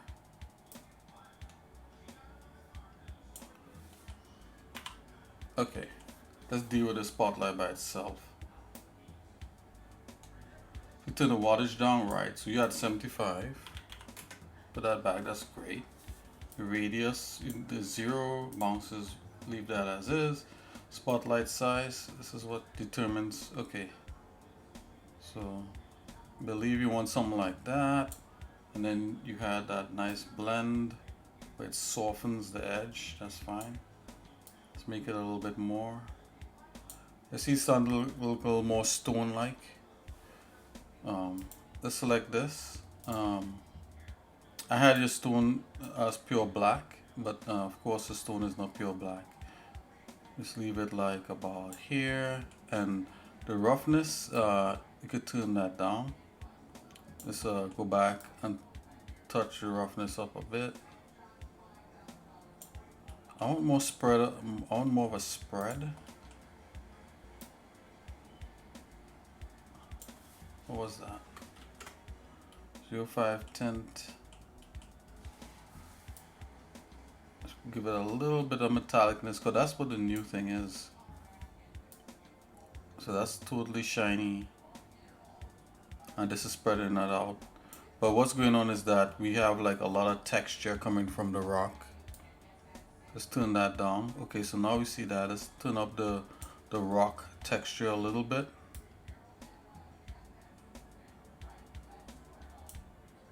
Right, and the rock is all very textured, so we could go ahead and scale that up.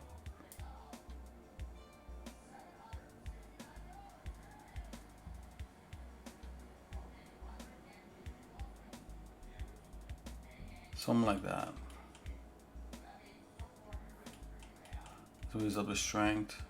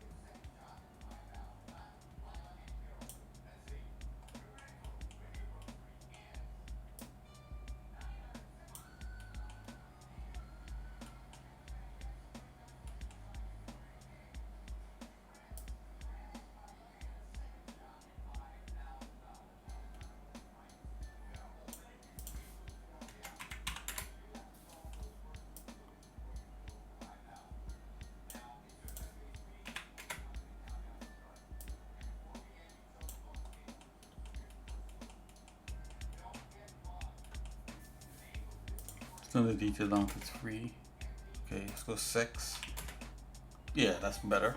Okay, so now this feels a little more rocky.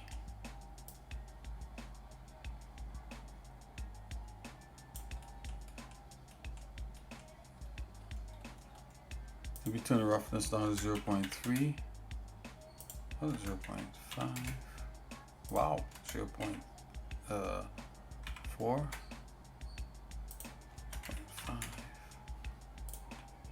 1, 2, Yeah, that's a little bit better. 2.5, 2.5. Whoa.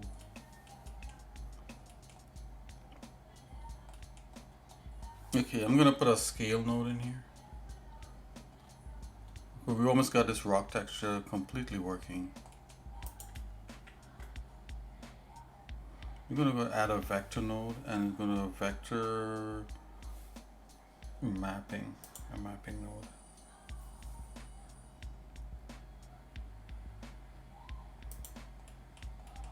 Here we gotta scale it up.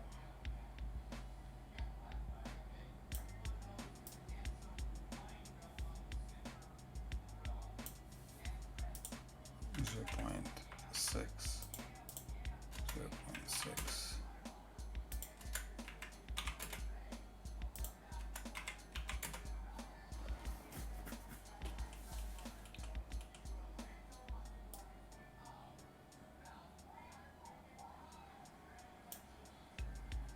So 9 on that again.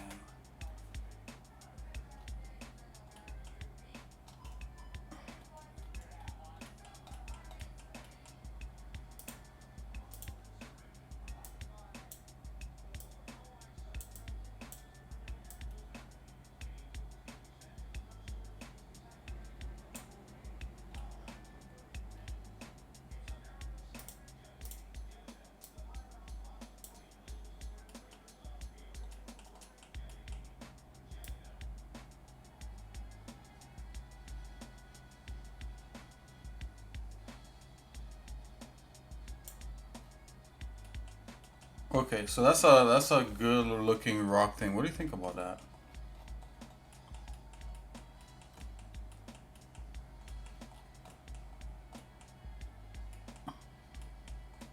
Let's add a mix.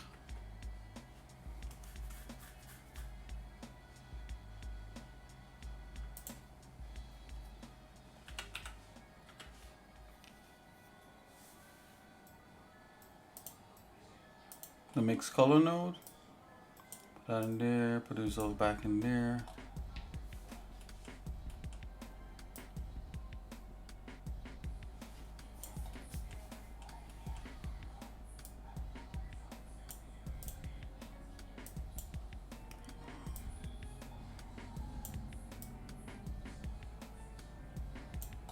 Okay, so that's it there. All right, so you got that light there. Where's the other light?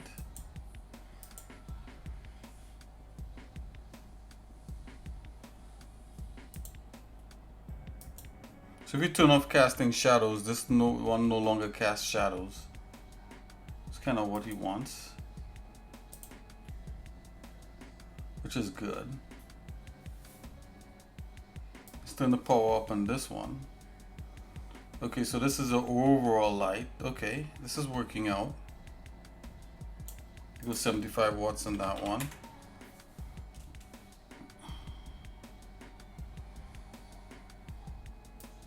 Spotlight size. Okay, let's do that right there. Make that a little bit interesting. Okay, now let's go back here. Let's turn our strength of our world up.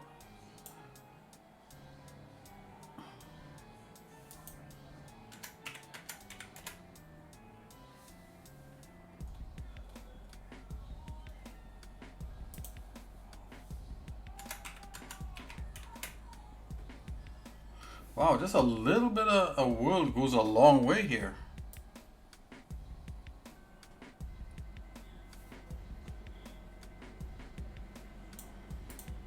I guess 0.5 on that.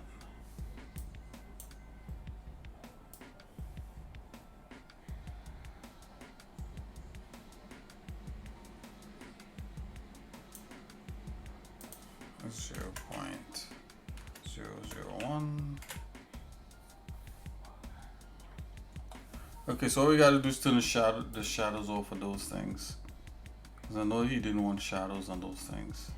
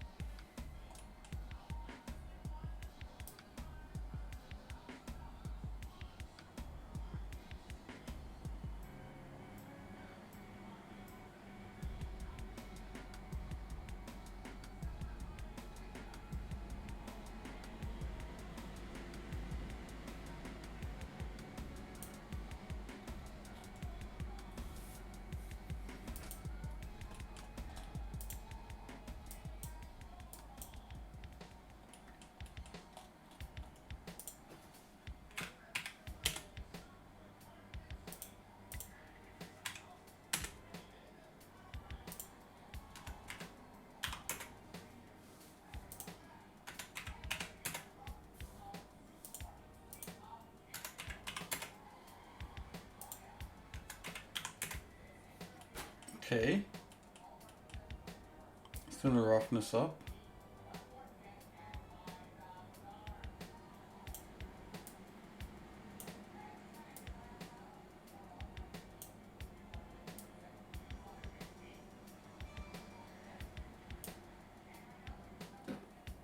Yeah.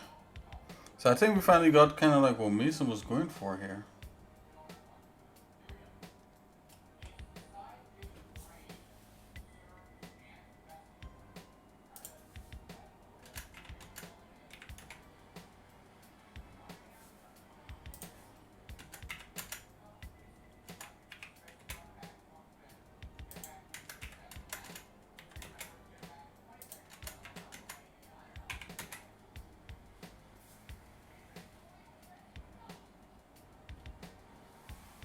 Look at that. Okay, so that takes care of that. So that statue is working. You could probably even give it a little bit more noise, more samples. Oh, my samples went back down to 1. So samples 32. Oh yeah, look at that. I went back to noise threshold. It's 32.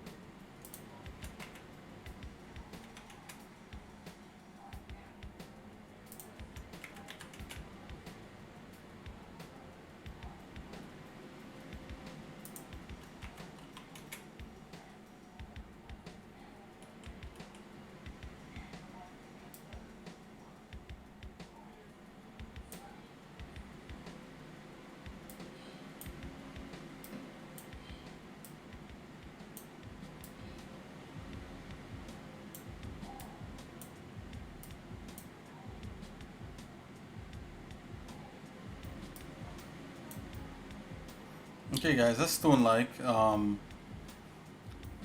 kind of trying to get a little stone there for Mason. But Mason, I think Mason is gone, guys. But let's continue with this. This looks pretty good. Let's save it. We don't have any shadows on the wings, just like what he wanted.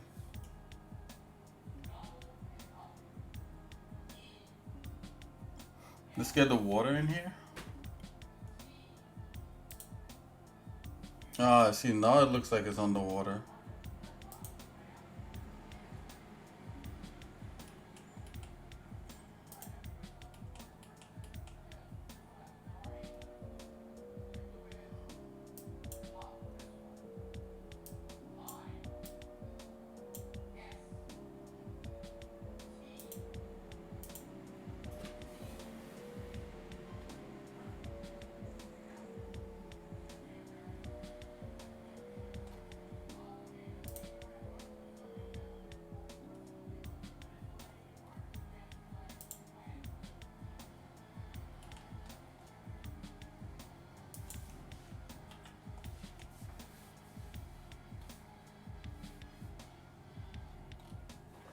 Hmm.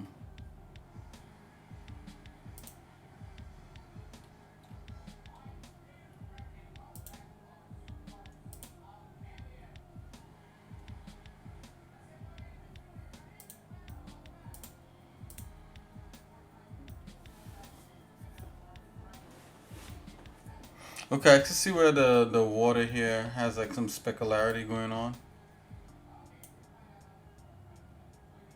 Or is that?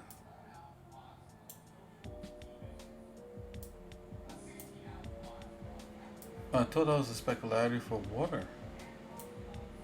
Wow, that's interesting. Uh, let's come in here.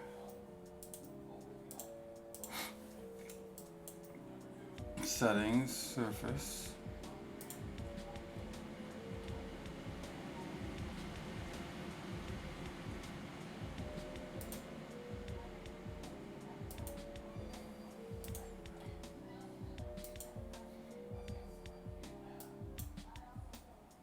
I'll do displacement and bump.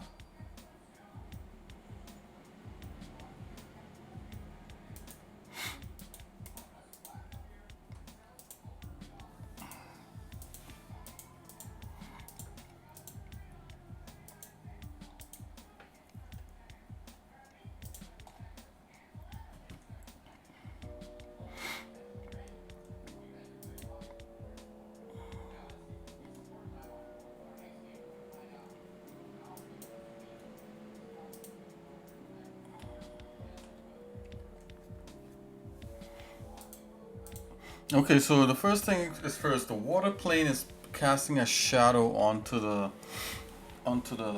that mesh. Yeah, I believe there's a way to get rid of that. That's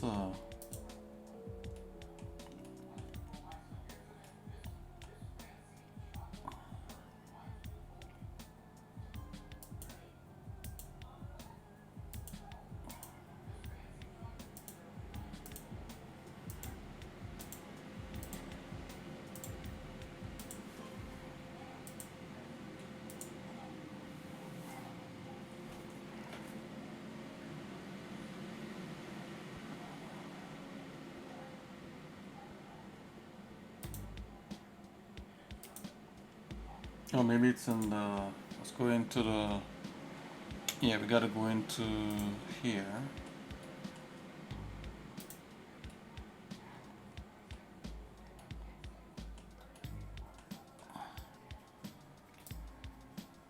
If we turn down the sun intensity, which is really high, we just get the intensity from the lights and we get very little shadow.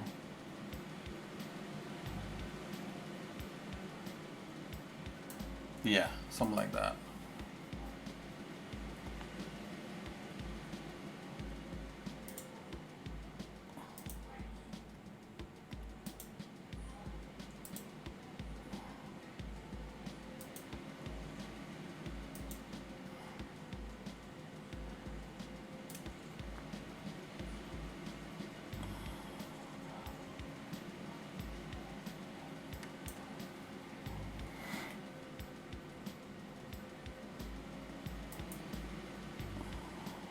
Okay, let's check to see how the ripple is gonna look. There's a ripple. Right, the sphere is non-renderable. Let's go here. Wow, it actually makes the ripple. I believe this is exactly what Mason wanted. And we have the water selected, the roughness. Let's turn the metallicness up.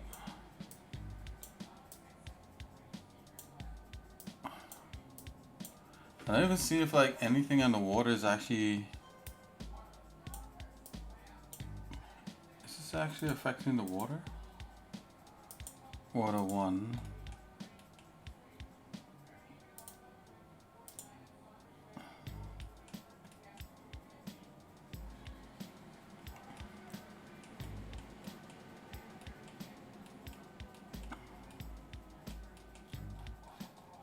Oh, this is the water shader right here. My bad. Okay, there we go. Make it a little rough. He actually wants a glossy shader on this too. Yeah, that's totally working.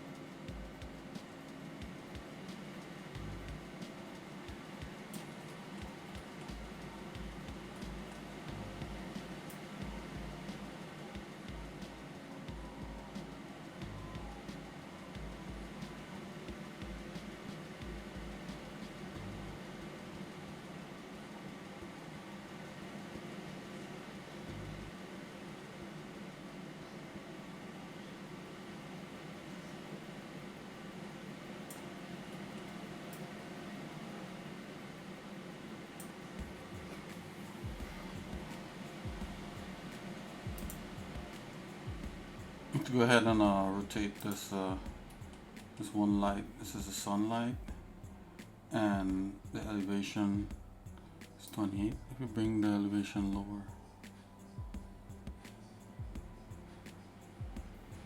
bring it a little bit higher, you get a little something. Let's go 30 on that. And if you turn the intensity up just a smidgen, you see some more of that light. 0.3.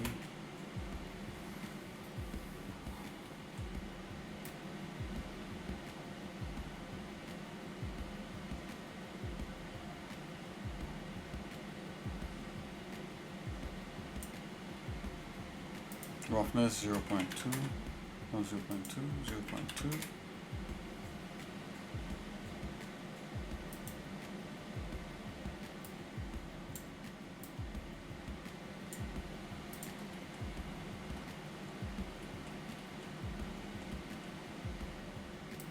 Oops, 0.2.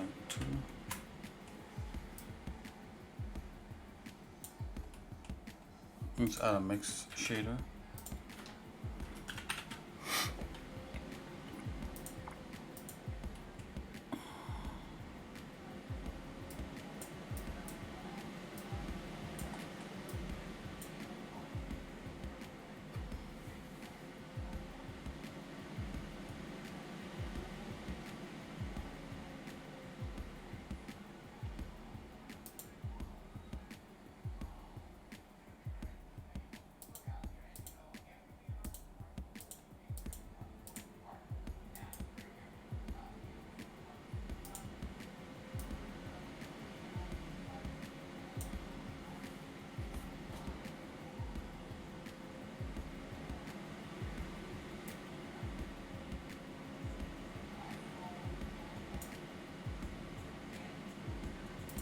We actually fixed me some stuff here.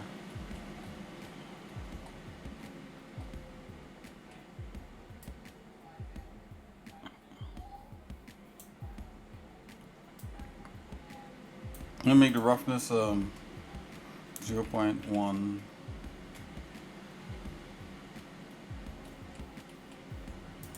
0.1.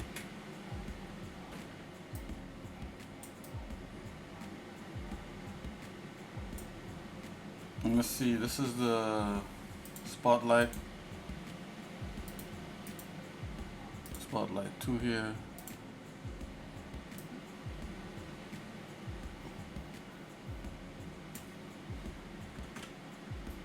Where is...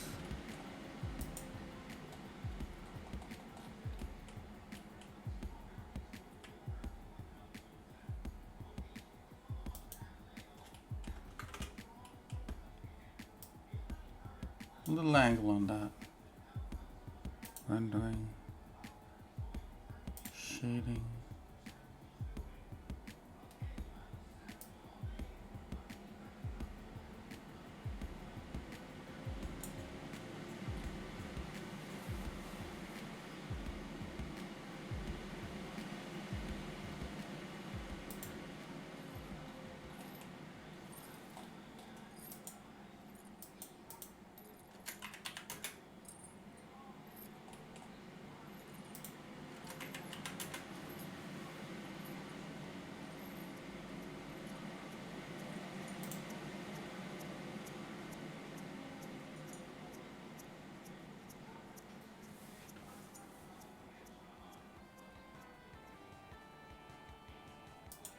Let's bring his feathers in. So far we debug it and it's working all pretty good.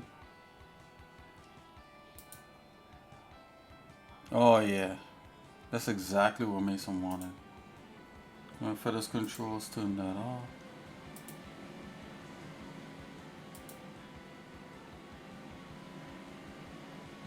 So now the feathers are illuminating the drop and the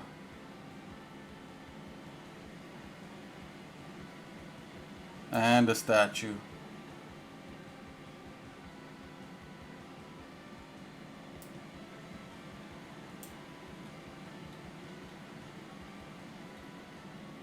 I think this wouldn't crash on him anymore.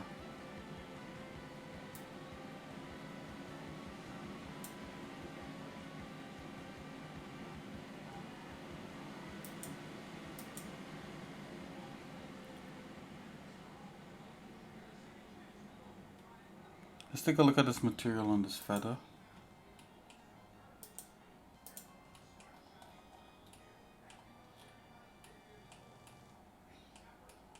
Emission.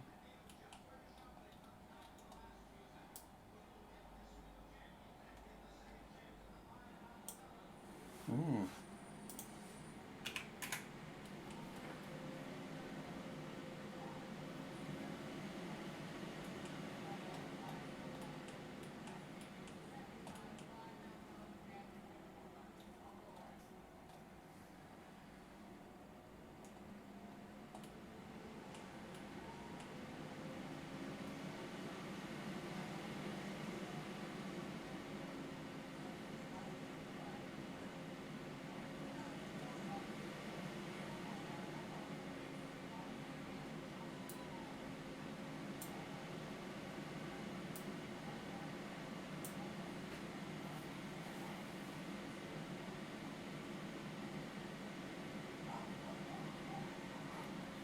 Okay guys, so this is a final for like Mason's thing. I think it's rendering better. I think the feathers probably need like some slight adjustment.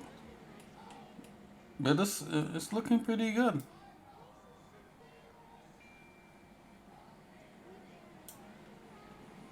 I would try to bring all the feathers onto like maybe one or two different shaders. Let's see if all the shaders are trying to do the same thing. I think so.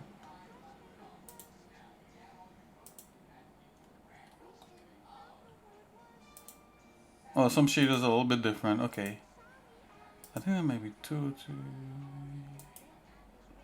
Yeah, he definitely did different shaders here. Trying to get different kind of color things. Okay. Wow. And the handle.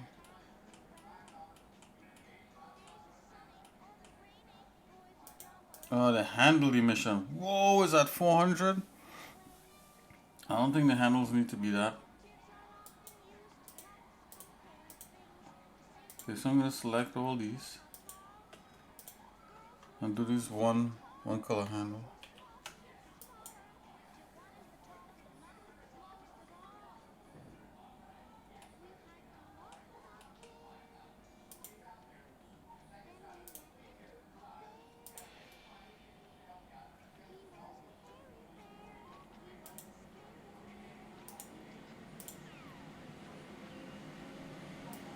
Let's do the handles now. Those handles are really bright, which is good, which is what he wanted. We're just gonna turn it down just a little bit for now. We're gonna turn it back up. Handles 0.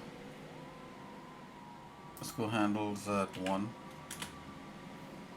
Okay. Go handles at 3. Go handles at 6. Yeah. I think that's what he wanted.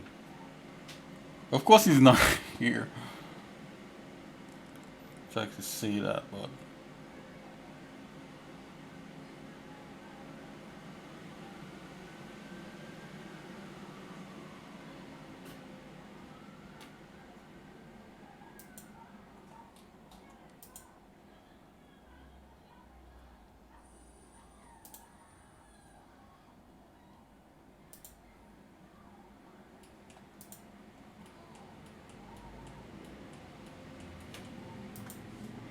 like the water, go straight to the glossy shader only.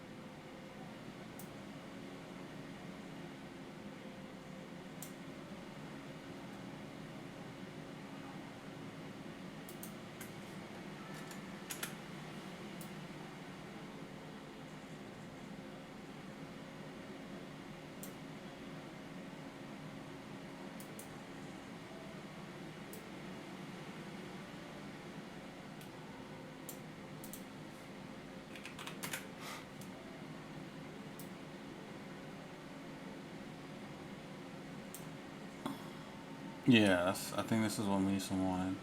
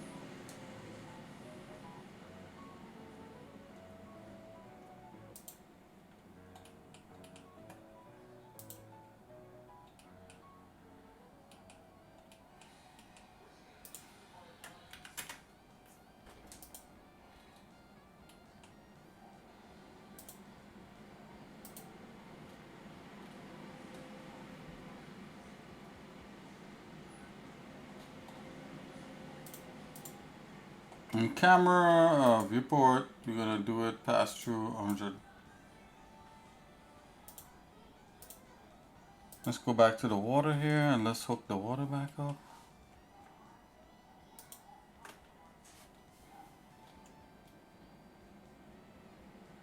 Yeah, see how it looks? I think this is what Mason was going for here.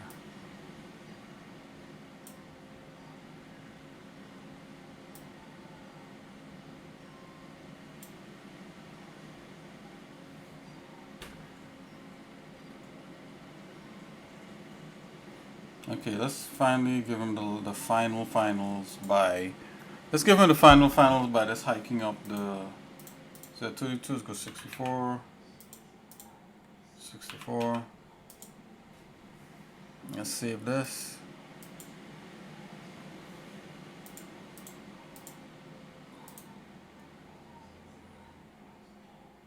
Glossy, you want to probably give glossy a little bit, like 8. Transmission is already at 12. Diffuse is at 4.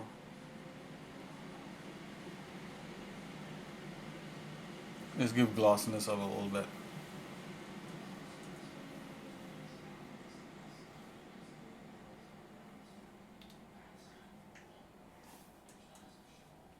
Okay, let's hit a render on this.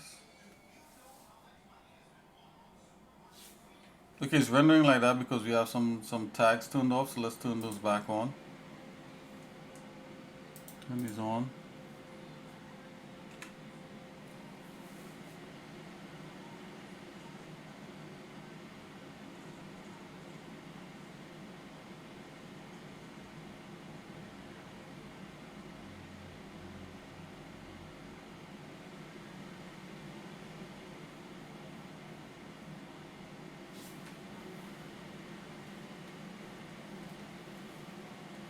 This size is huge.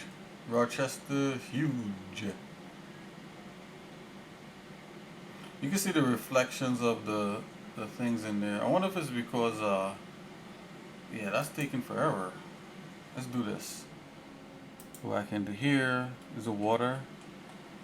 It's a roughness, so we gotta turn that down. We could give it a slight amount.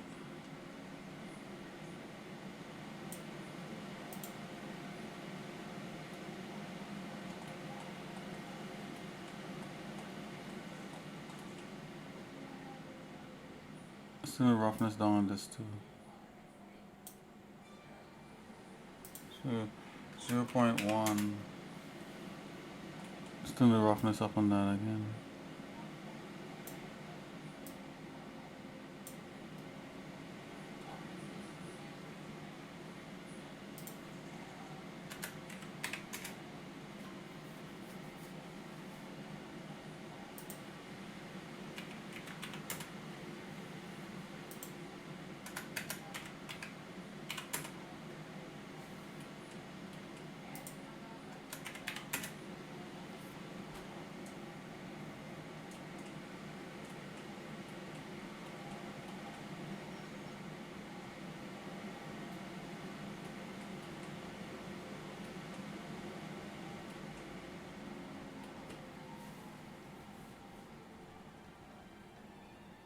Okay guys, I think this might be it here with him.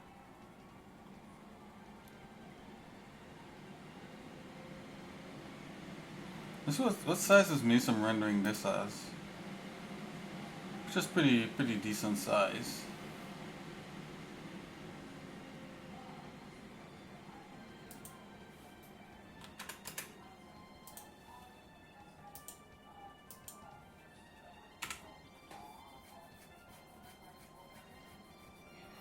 Oh, so this is my CPU rendering this.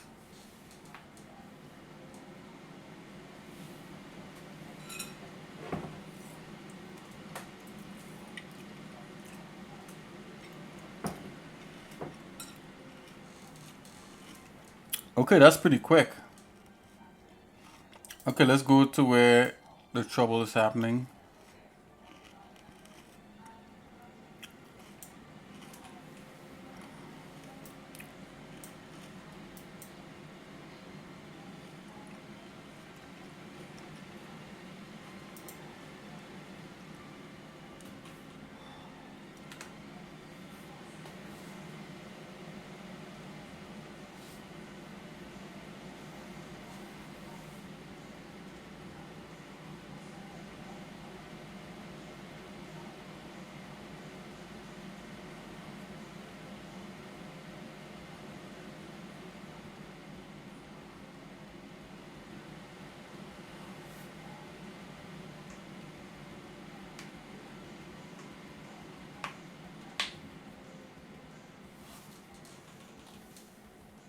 I thought they got rid of the ripple.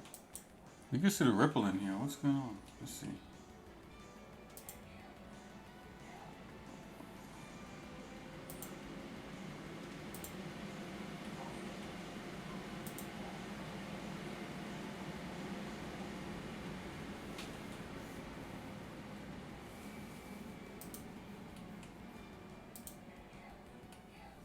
Oh, you got two different kind of denoising things.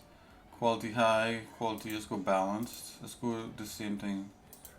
Go fast. Albedo and normal. Passes albedo and normal. This is just albedo. Open image denoiser. Automatic.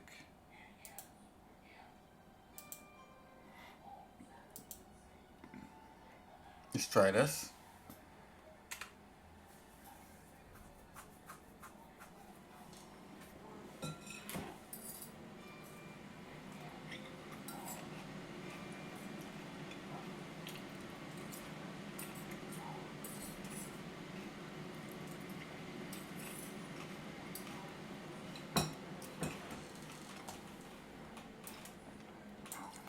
Let's go bigger size.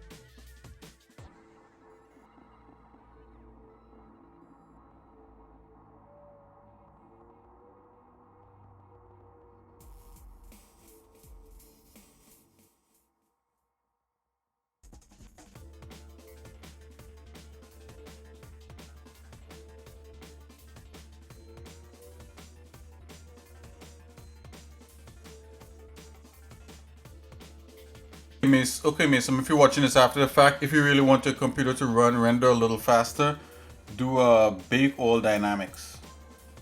And it's gonna bake the interaction of your water and all that sort of stuff.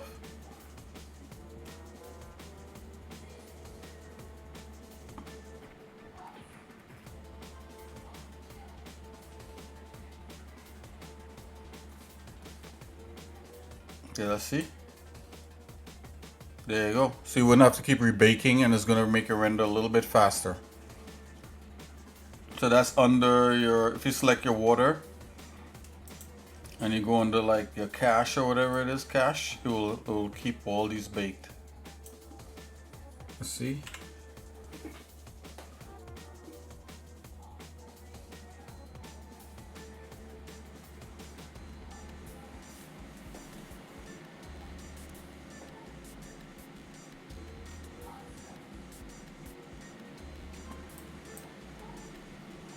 So let's do this.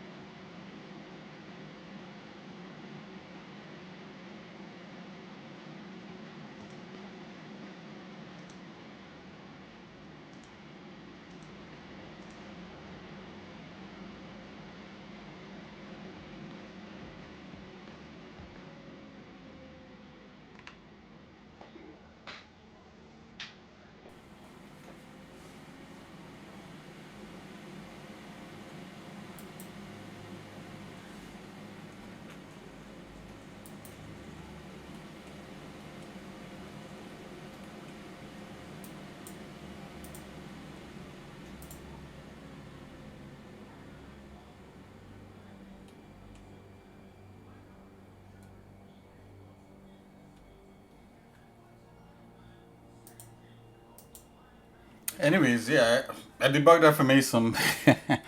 Hey, let's go back. Let's go back into checking our hand out. I'm gonna send this to Mason and see if this solves his problem. Let's compress that.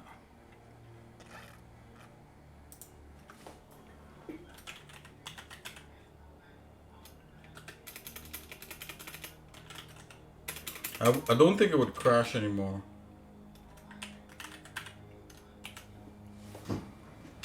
I don't know what made it crash to begin with. I think it was some sort of weird configuration. Maybe the light intensity was too much for the feather. Let me send this to him.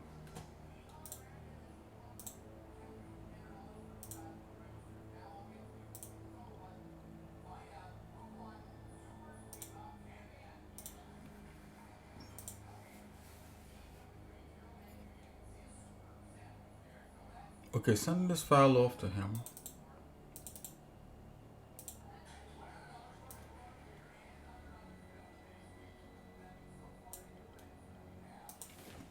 No.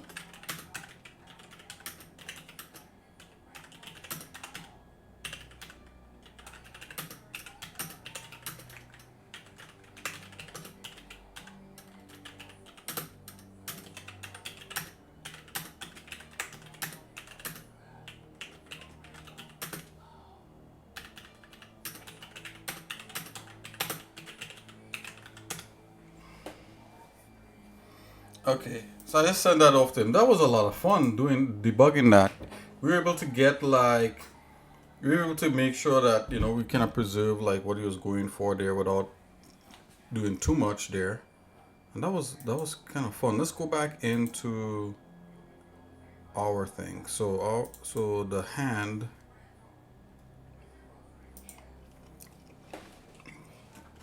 Okay, coming back into the hand. Man, this is kind of cool. Going back and forth like that is a lot of fun there. So I'm gonna bring this a bit more like that to get like the pad of the hand. Bring this more up.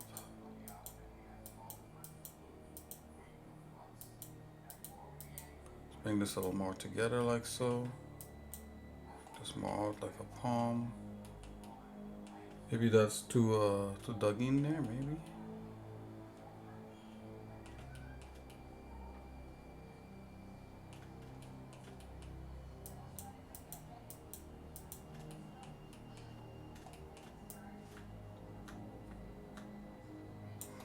Okay, so guys, tomorrow we'll definitely have like some sort of hangout stream where I'll continue work on different things.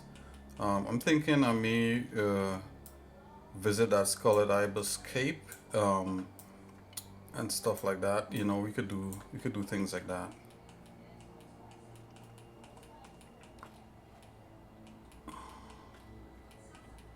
Okay, so like when you're doing these kinds of things, you could do the fingernails by doing like an extrude.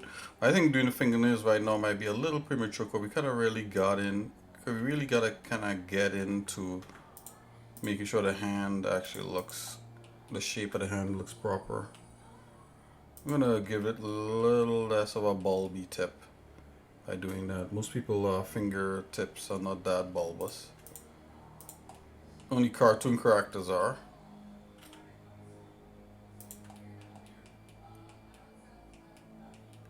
Let's do that here with these.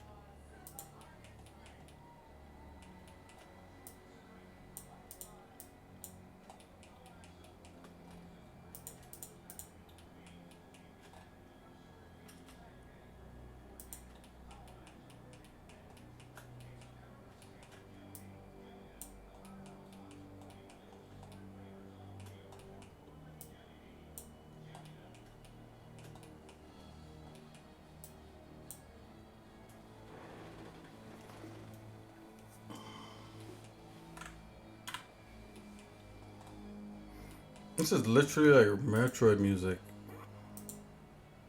It loves to jump into to all this Metroid stuff. Let's see if I can get out of this. I would actually remove a lot of these soundtracks off of here. It's just it was free online, you know.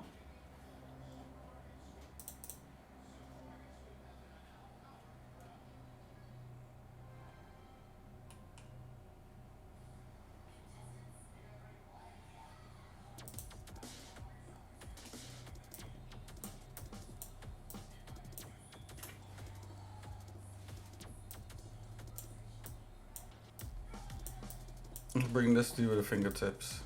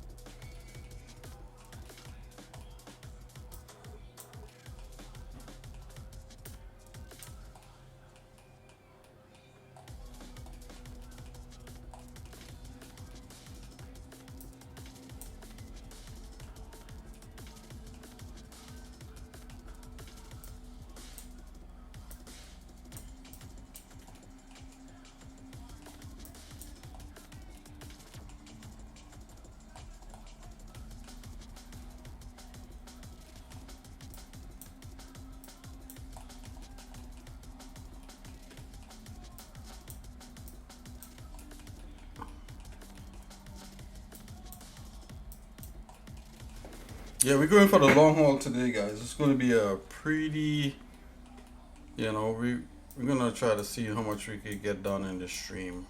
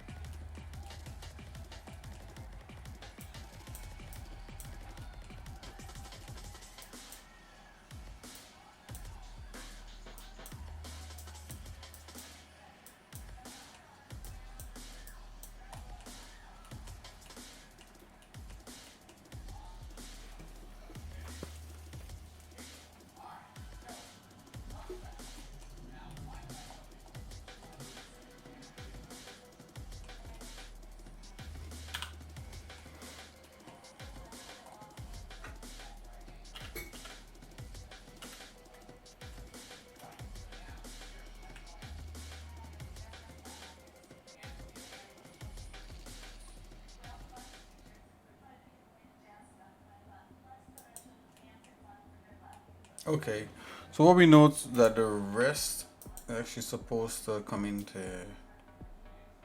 like here. Supposed to go all the way in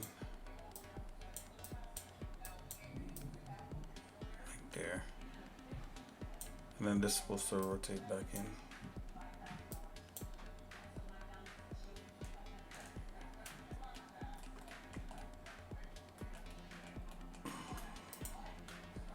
Okay, let's hide this.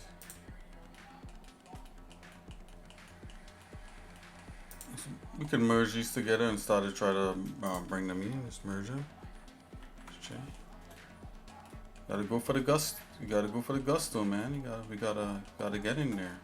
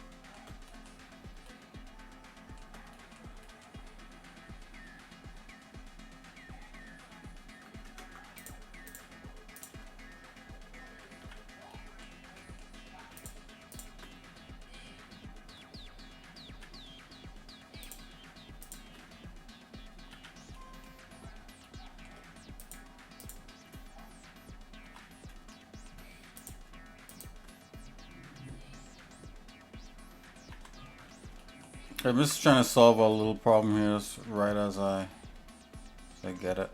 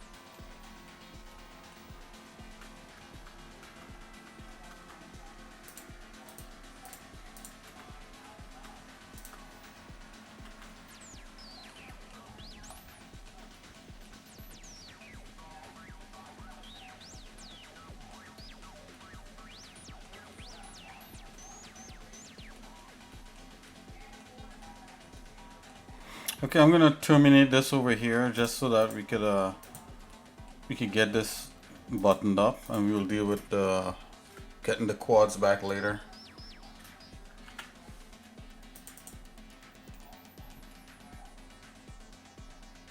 Now, actually, we could get the quads back if we make that. Okay, hold on. If you make that wrist bone happen. So that could be a wrist bone action right there. Let's do a.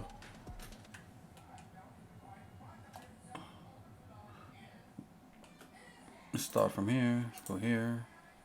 Here for now. Here for now. here for now. Let's do that.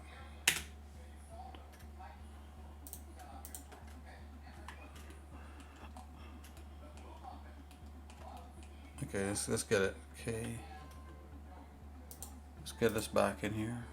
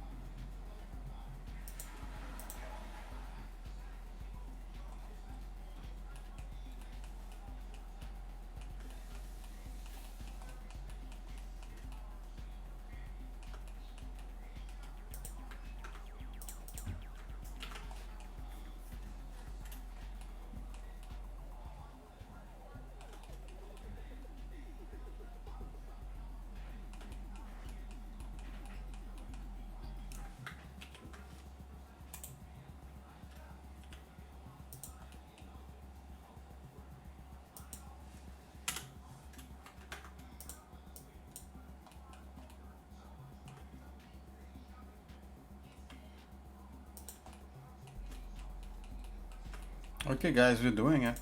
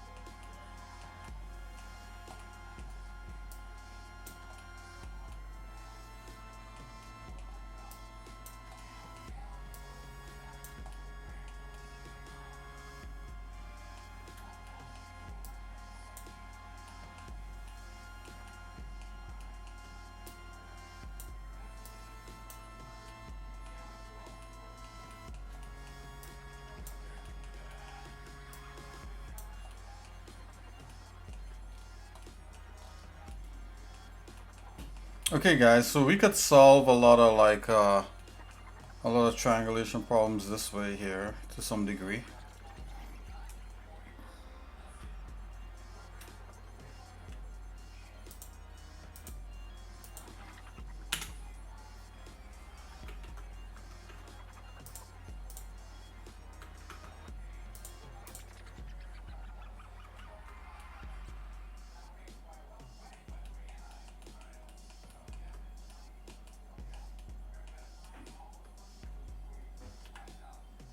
Let's carry that through to here.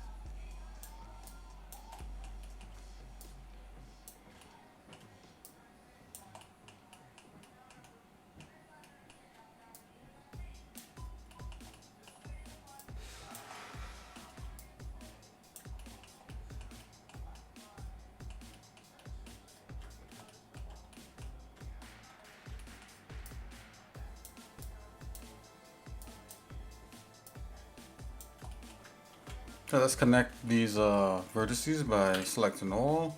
And I'm gonna go Alt M by distance. That should take care of those. Yep.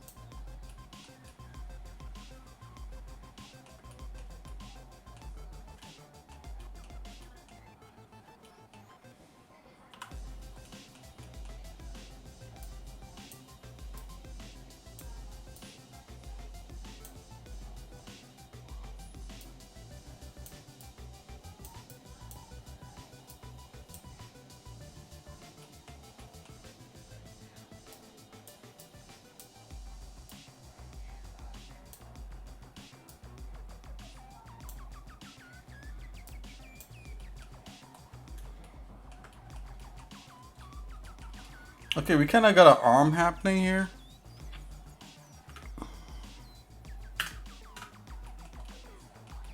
Okay, it took us a while to get to this point. Normally doesn't take. I think the bicep might be a little bit big. You could pull that in.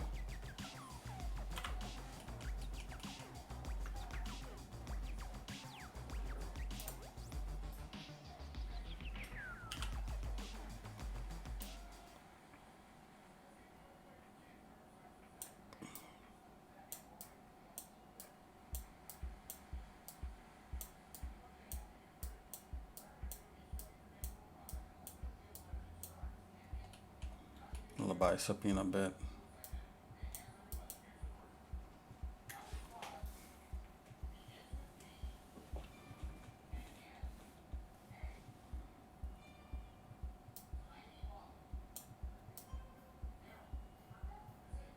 Let's bring that out a bit. Let's bring his wrist in a bit.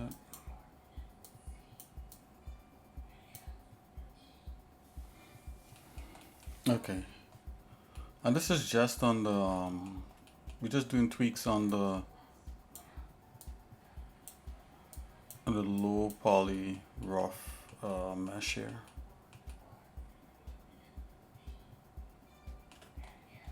We could probably connect that like that.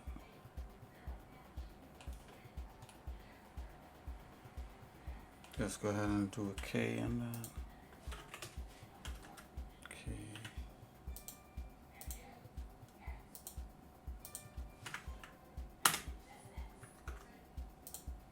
Edge like this. Text.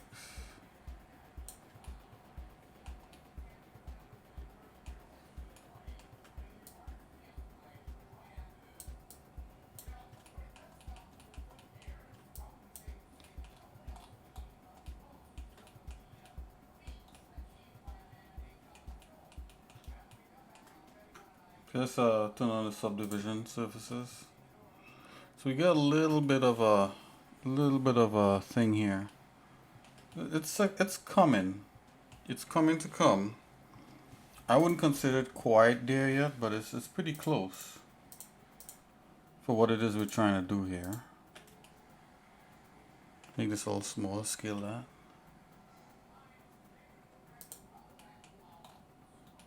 Okay. That's feeling a lot better.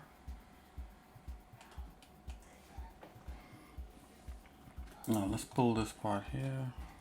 G, let's scale this down. Like so.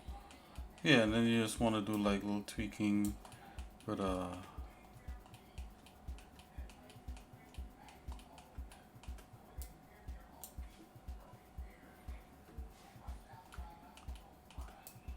and you know, you just keep tweaking until the thing resembles a hand.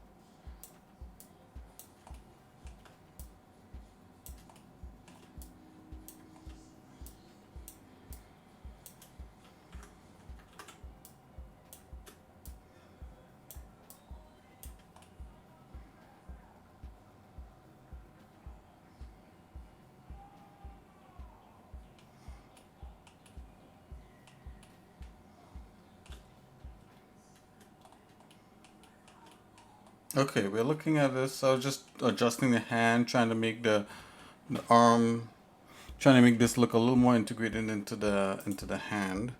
Let's to the hand. Let's G for. Let's go to the top here. Grab this. Uh, let's put that proportional editing back on.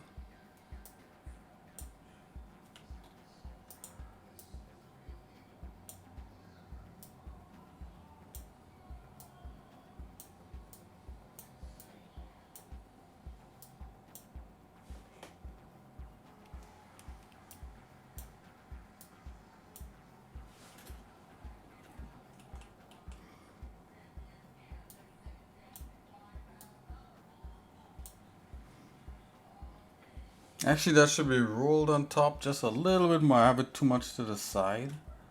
And it's all good, guys. Our guy's a little bit different.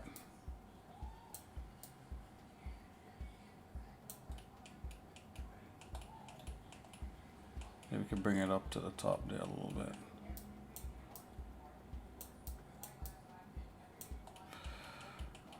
Alright, guys. Okay. Just trying to fix all places that look like it need fixing, you know. So that's kind of what the name of the game right now is. So I'm looking at like how the contours of the hand and stuff look. I think the fingers is as almost as long as when they're folding, almost as long as the palm itself. Go to the top here. Let's bring the scene.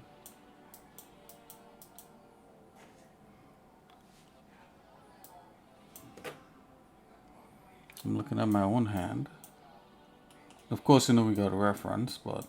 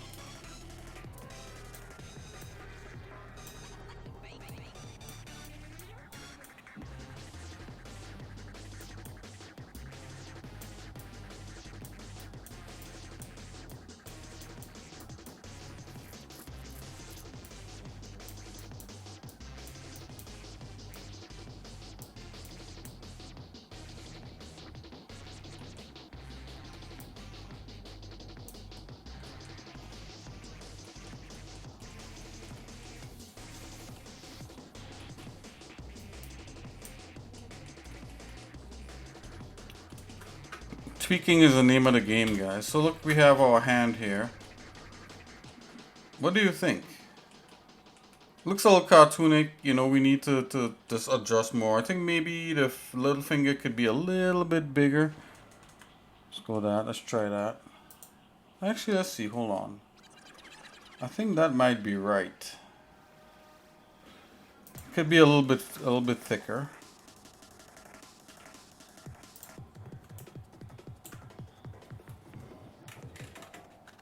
Oops, we got some other stuff selected back here.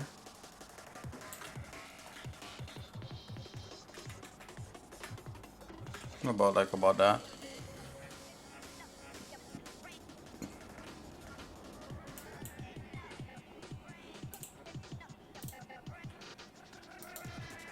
grab that. Just move it out. There you go.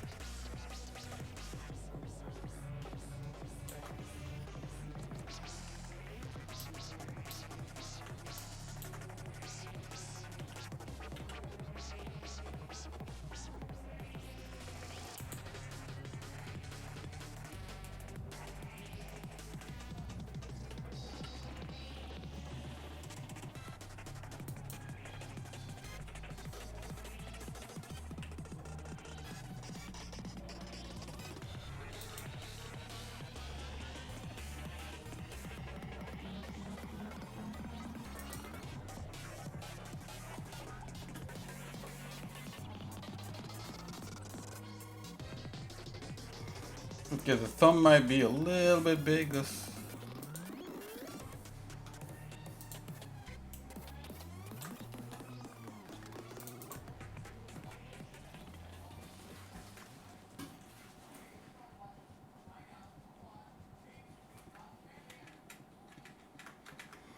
It keeps playing the same songs that I don't like over and over. Like, I have so much cool songs in here, it's just like it rarely ever plays them. I'm talking about the player for the stream, guys. For the music player I have. Okay, I scale that down. That's starting to look a little bit nicer.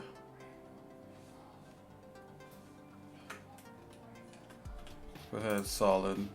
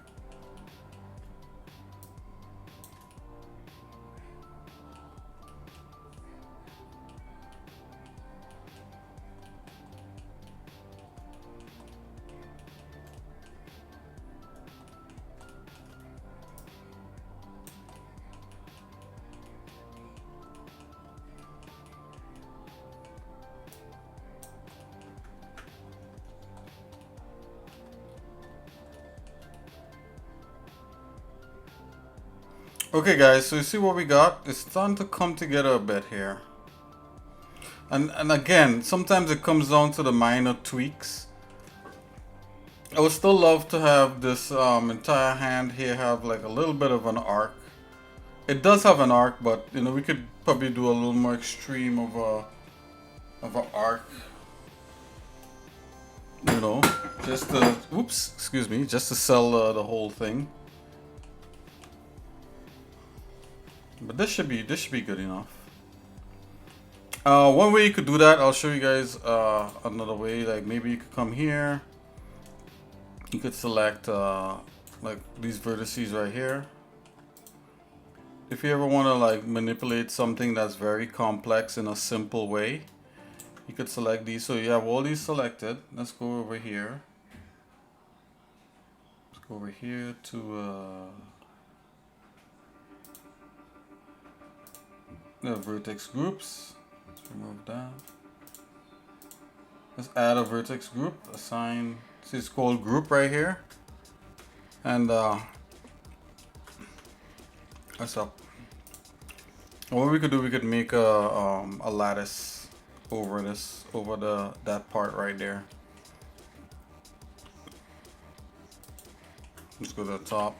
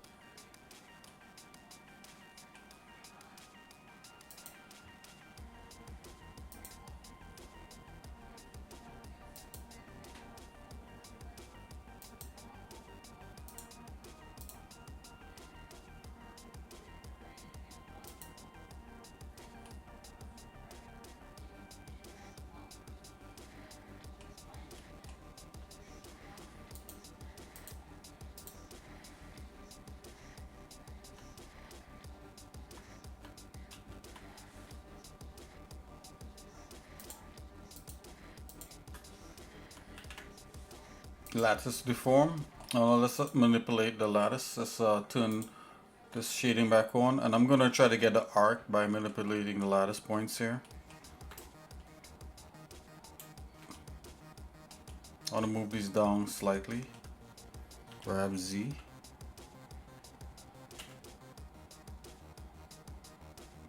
Move it down, so I can even rotate it slightly. I don't know if that might help, but probably not. Let's select these right here, move these down a little bit. Grab Z. So okay, so to me that feels a little more natural. Let's raise the middle parts here up a bit.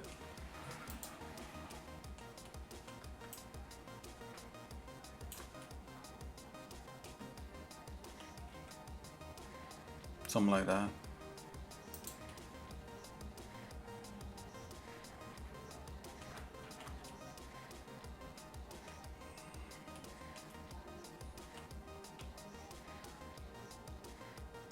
Okay.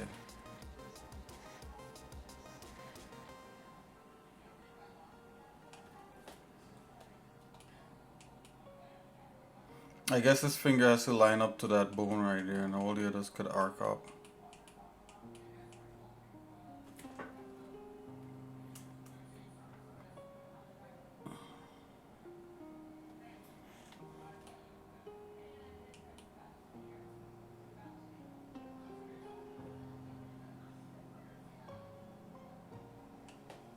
Maybe the thumb could duck a little bit lower.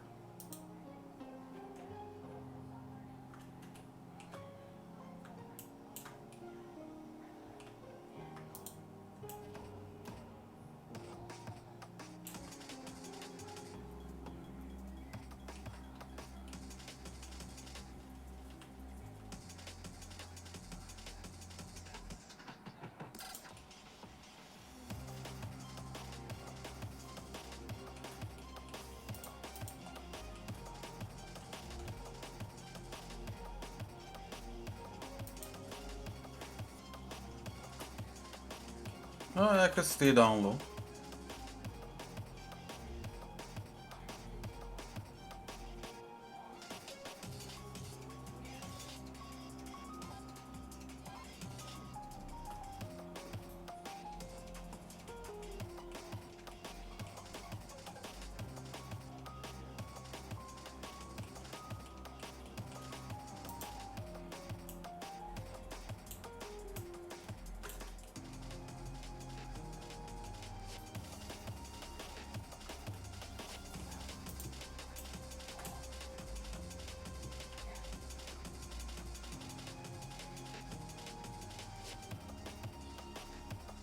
Make that a little bit skinnier.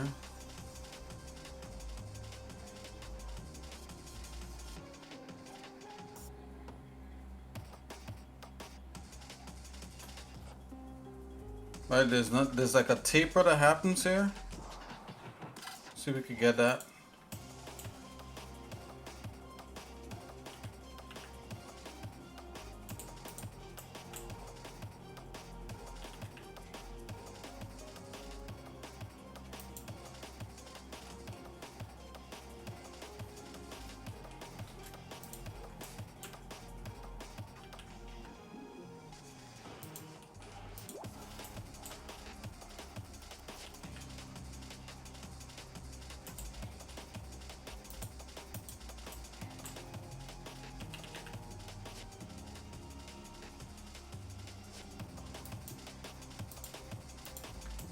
But we can use this lattice to continue to manipulate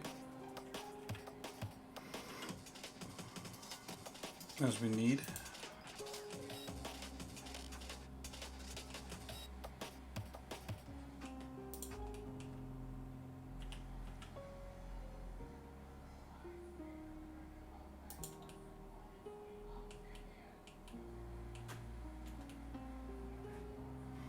We just need to do a little bit of adjustments down there to kind of fix certain little things.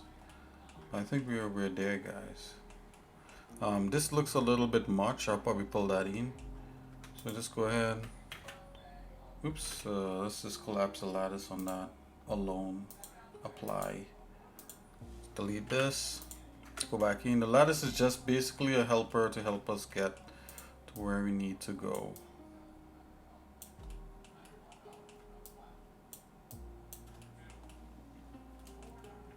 Okay, let's fix this part here.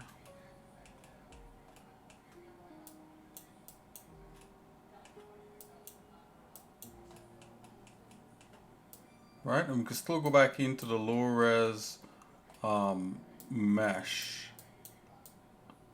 and do some fixing up there too.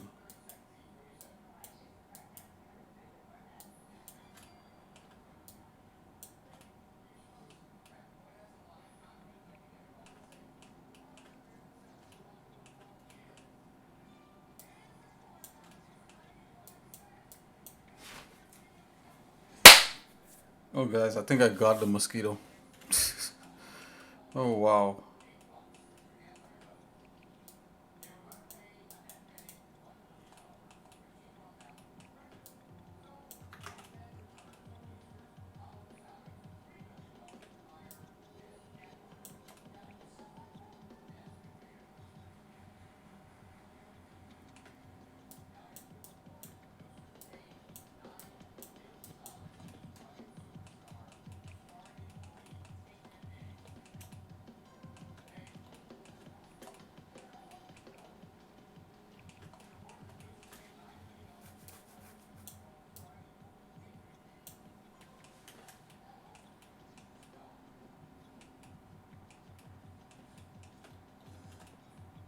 Okay, we'll fix that a little bit more. Not to like how that's coming there, but we'll get there. We'll fix it more. Okay, so this is somewhat alright. It's not bad. Could be a lot better. The fingertips look a little skewed. That's because of the lattice.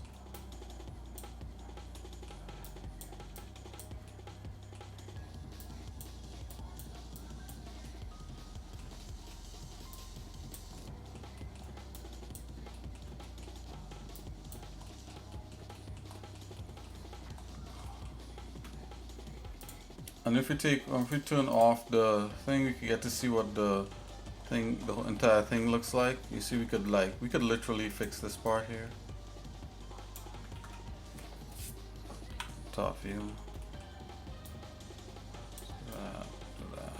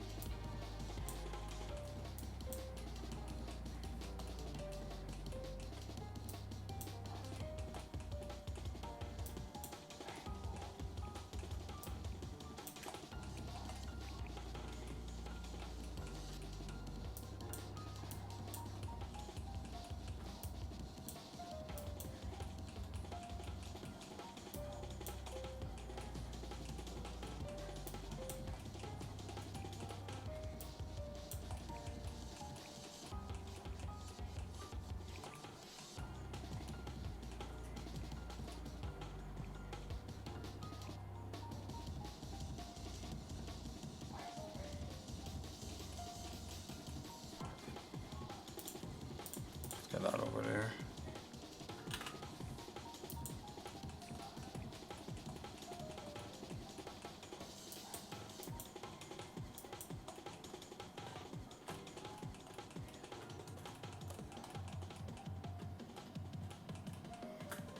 And guys, we could continue to add resolution to this and even tweak it even more. So by when we add the subsurface, you know, we could get to see what's going on a little bit better.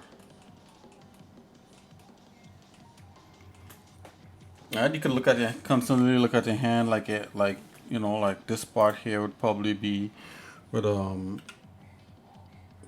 lot less bulky. So maybe you could grab that and move that up some. And as you see the tweak, you know, you just go ahead and tweak it to work out.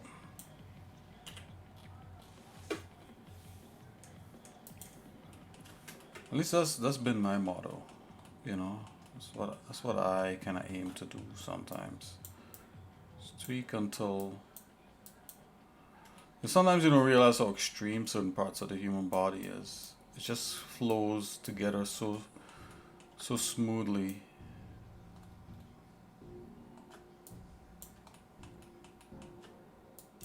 Like, wow, you know, it really is that extreme, you know. Yeah, it can be.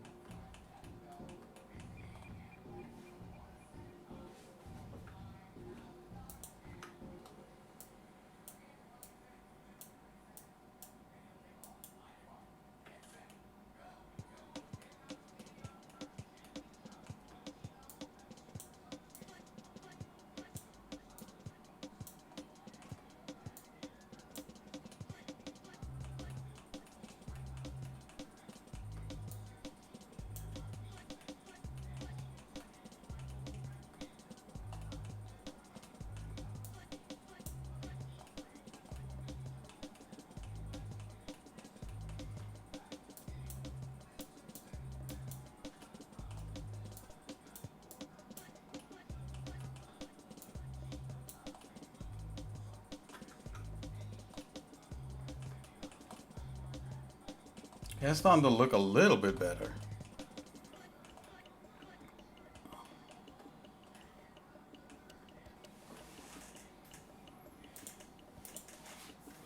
Okay, so that's a part of the model. Let's bring the model back up. Ha, look at the hand on the ground. That's interesting. Let's select it. Beside the model, let's bring the head working. It's really bothering me, like what's going on here with this loop right here. That's crazy that that's happening. Oh, look at that. Oh, it literally stopped up to that point.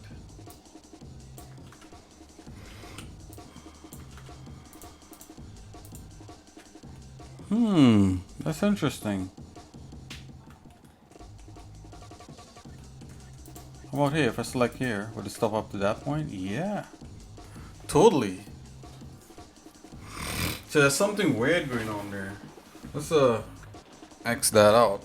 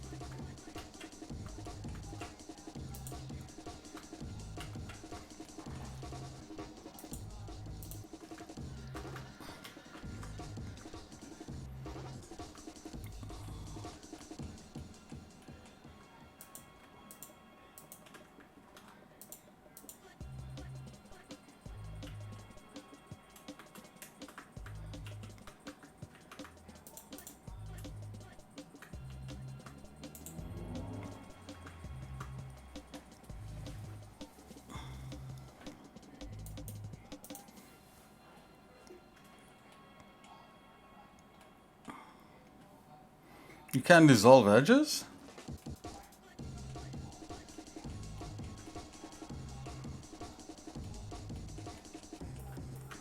Anyway, we'll fix that some other time. It really is annoying to walk to see it. Let's let's come back into here. I'll just make a duplicate. Stick his arm up in there.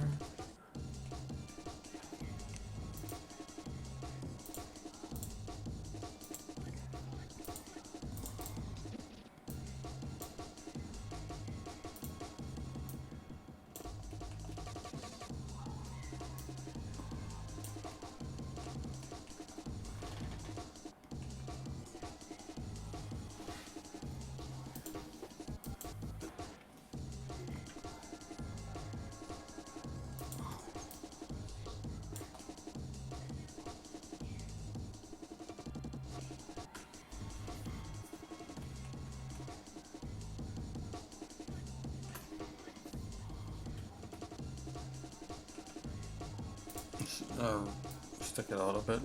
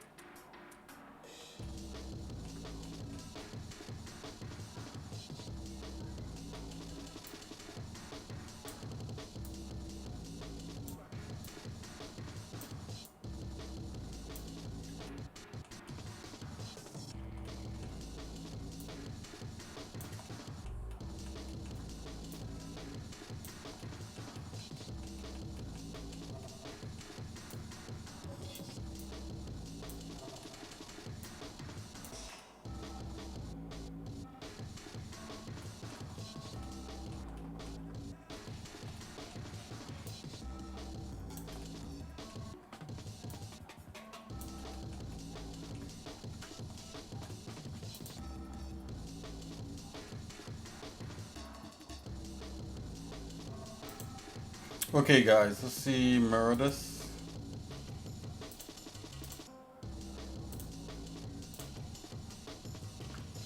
I'm gonna apply rotational scales.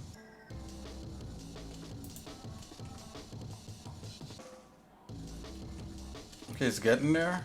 Now you could kind of see parts that probably need tweaking and stuff. Let's go.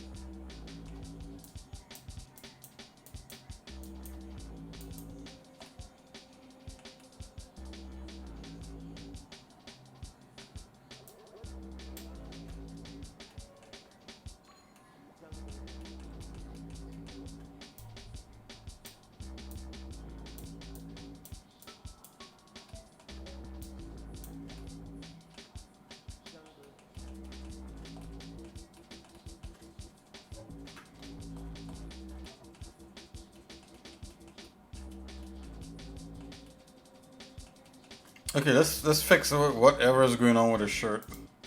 It's driving me up a wall. Just want to see something. If we subdivide this. Yeah, I know there's something going on there.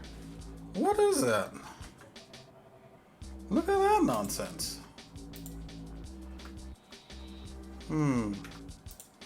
One way to fix, and that's just to delete the culprits.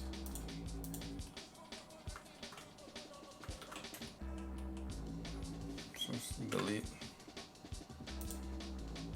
Aha! There's interior polygons. How come I didn't see that before? Guys, I'll foil any plan with interior polygons. Definitely not your friend. Okay, that's better. It's like, what is going on here? I should have guessed that based upon how it looked. It's been a while since I encountered anything like that, especially in my own work. Okay, so this is what we got, guys. We'll continue working on this, you know, and we'll continue touching this up. Now the cool thing about this, if we take this model, we continue to do polygon modeling on it, and then bring it in and just start to sculpt a lot of detail and then fix it up and all that. It's gonna be amazing, you know. Like around the shirt here needs actual fixing, so we'll do that at some point. Face is okay, shirt is okay. He's coming along. Not the best right now. And I'm gonna add a set of solidify just to give it a little bit of something.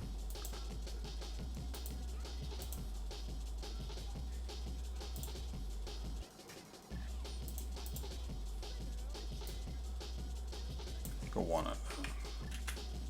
Ooh, that's real thick.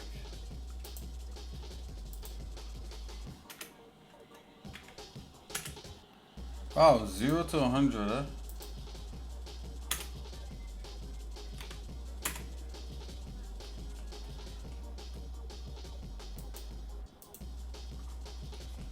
You can see where it's screwing up right there by the shirt. It's all good. We will fix that.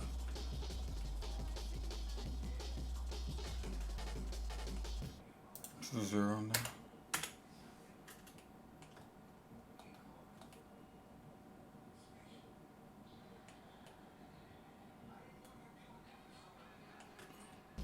Yeah, definitely could be toy material, right? We gotta continue to touch it up. Bring the rest of the foot in.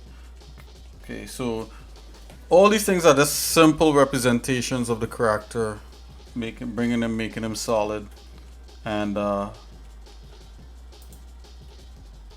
you know, I think his arms, we probably need to adjust his arms some more. We'll probably need to adjust his waist and just overall proportional things. And that's the cool thing about having a low res mesh where you do like subdivision modeling and low res modeling is that you could easily adjust proportions and just kind of move things around before you add the final details. Um,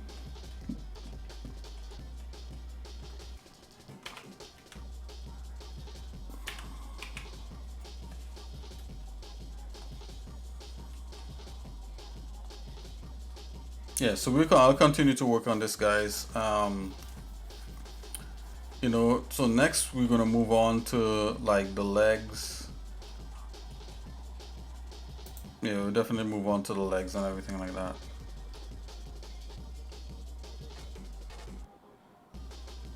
And we'll continue to fix. Now, normally when I do stuff like this, if you're never gonna see his arms, I'll leave it out. But I'm not sure how short the sleeves are gonna be, so I'm gonna leave this for now. Then we'll go in. Let's see here.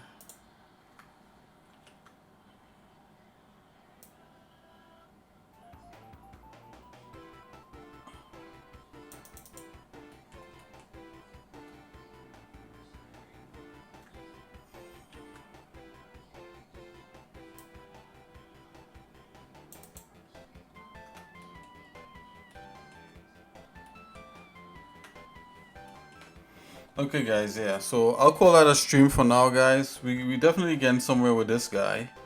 It was fun working on Mason's project there, and I think it was pretty cool. Mason, if you check out the stream afterwards, thanks again for sharing. I really look forward to your projects and the way that you share stuff. I think it's pretty cool. That's kind of like what the stream is really all about. Okay, guys, so yeah, so I'll see you guys in a little bit then.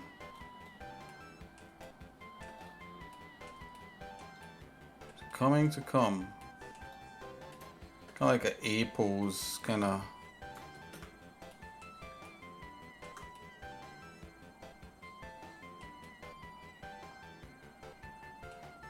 Yeah.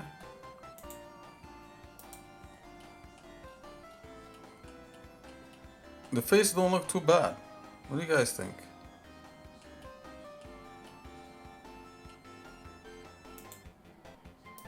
Okay then, I'll see you guys in a little bit. God bless you.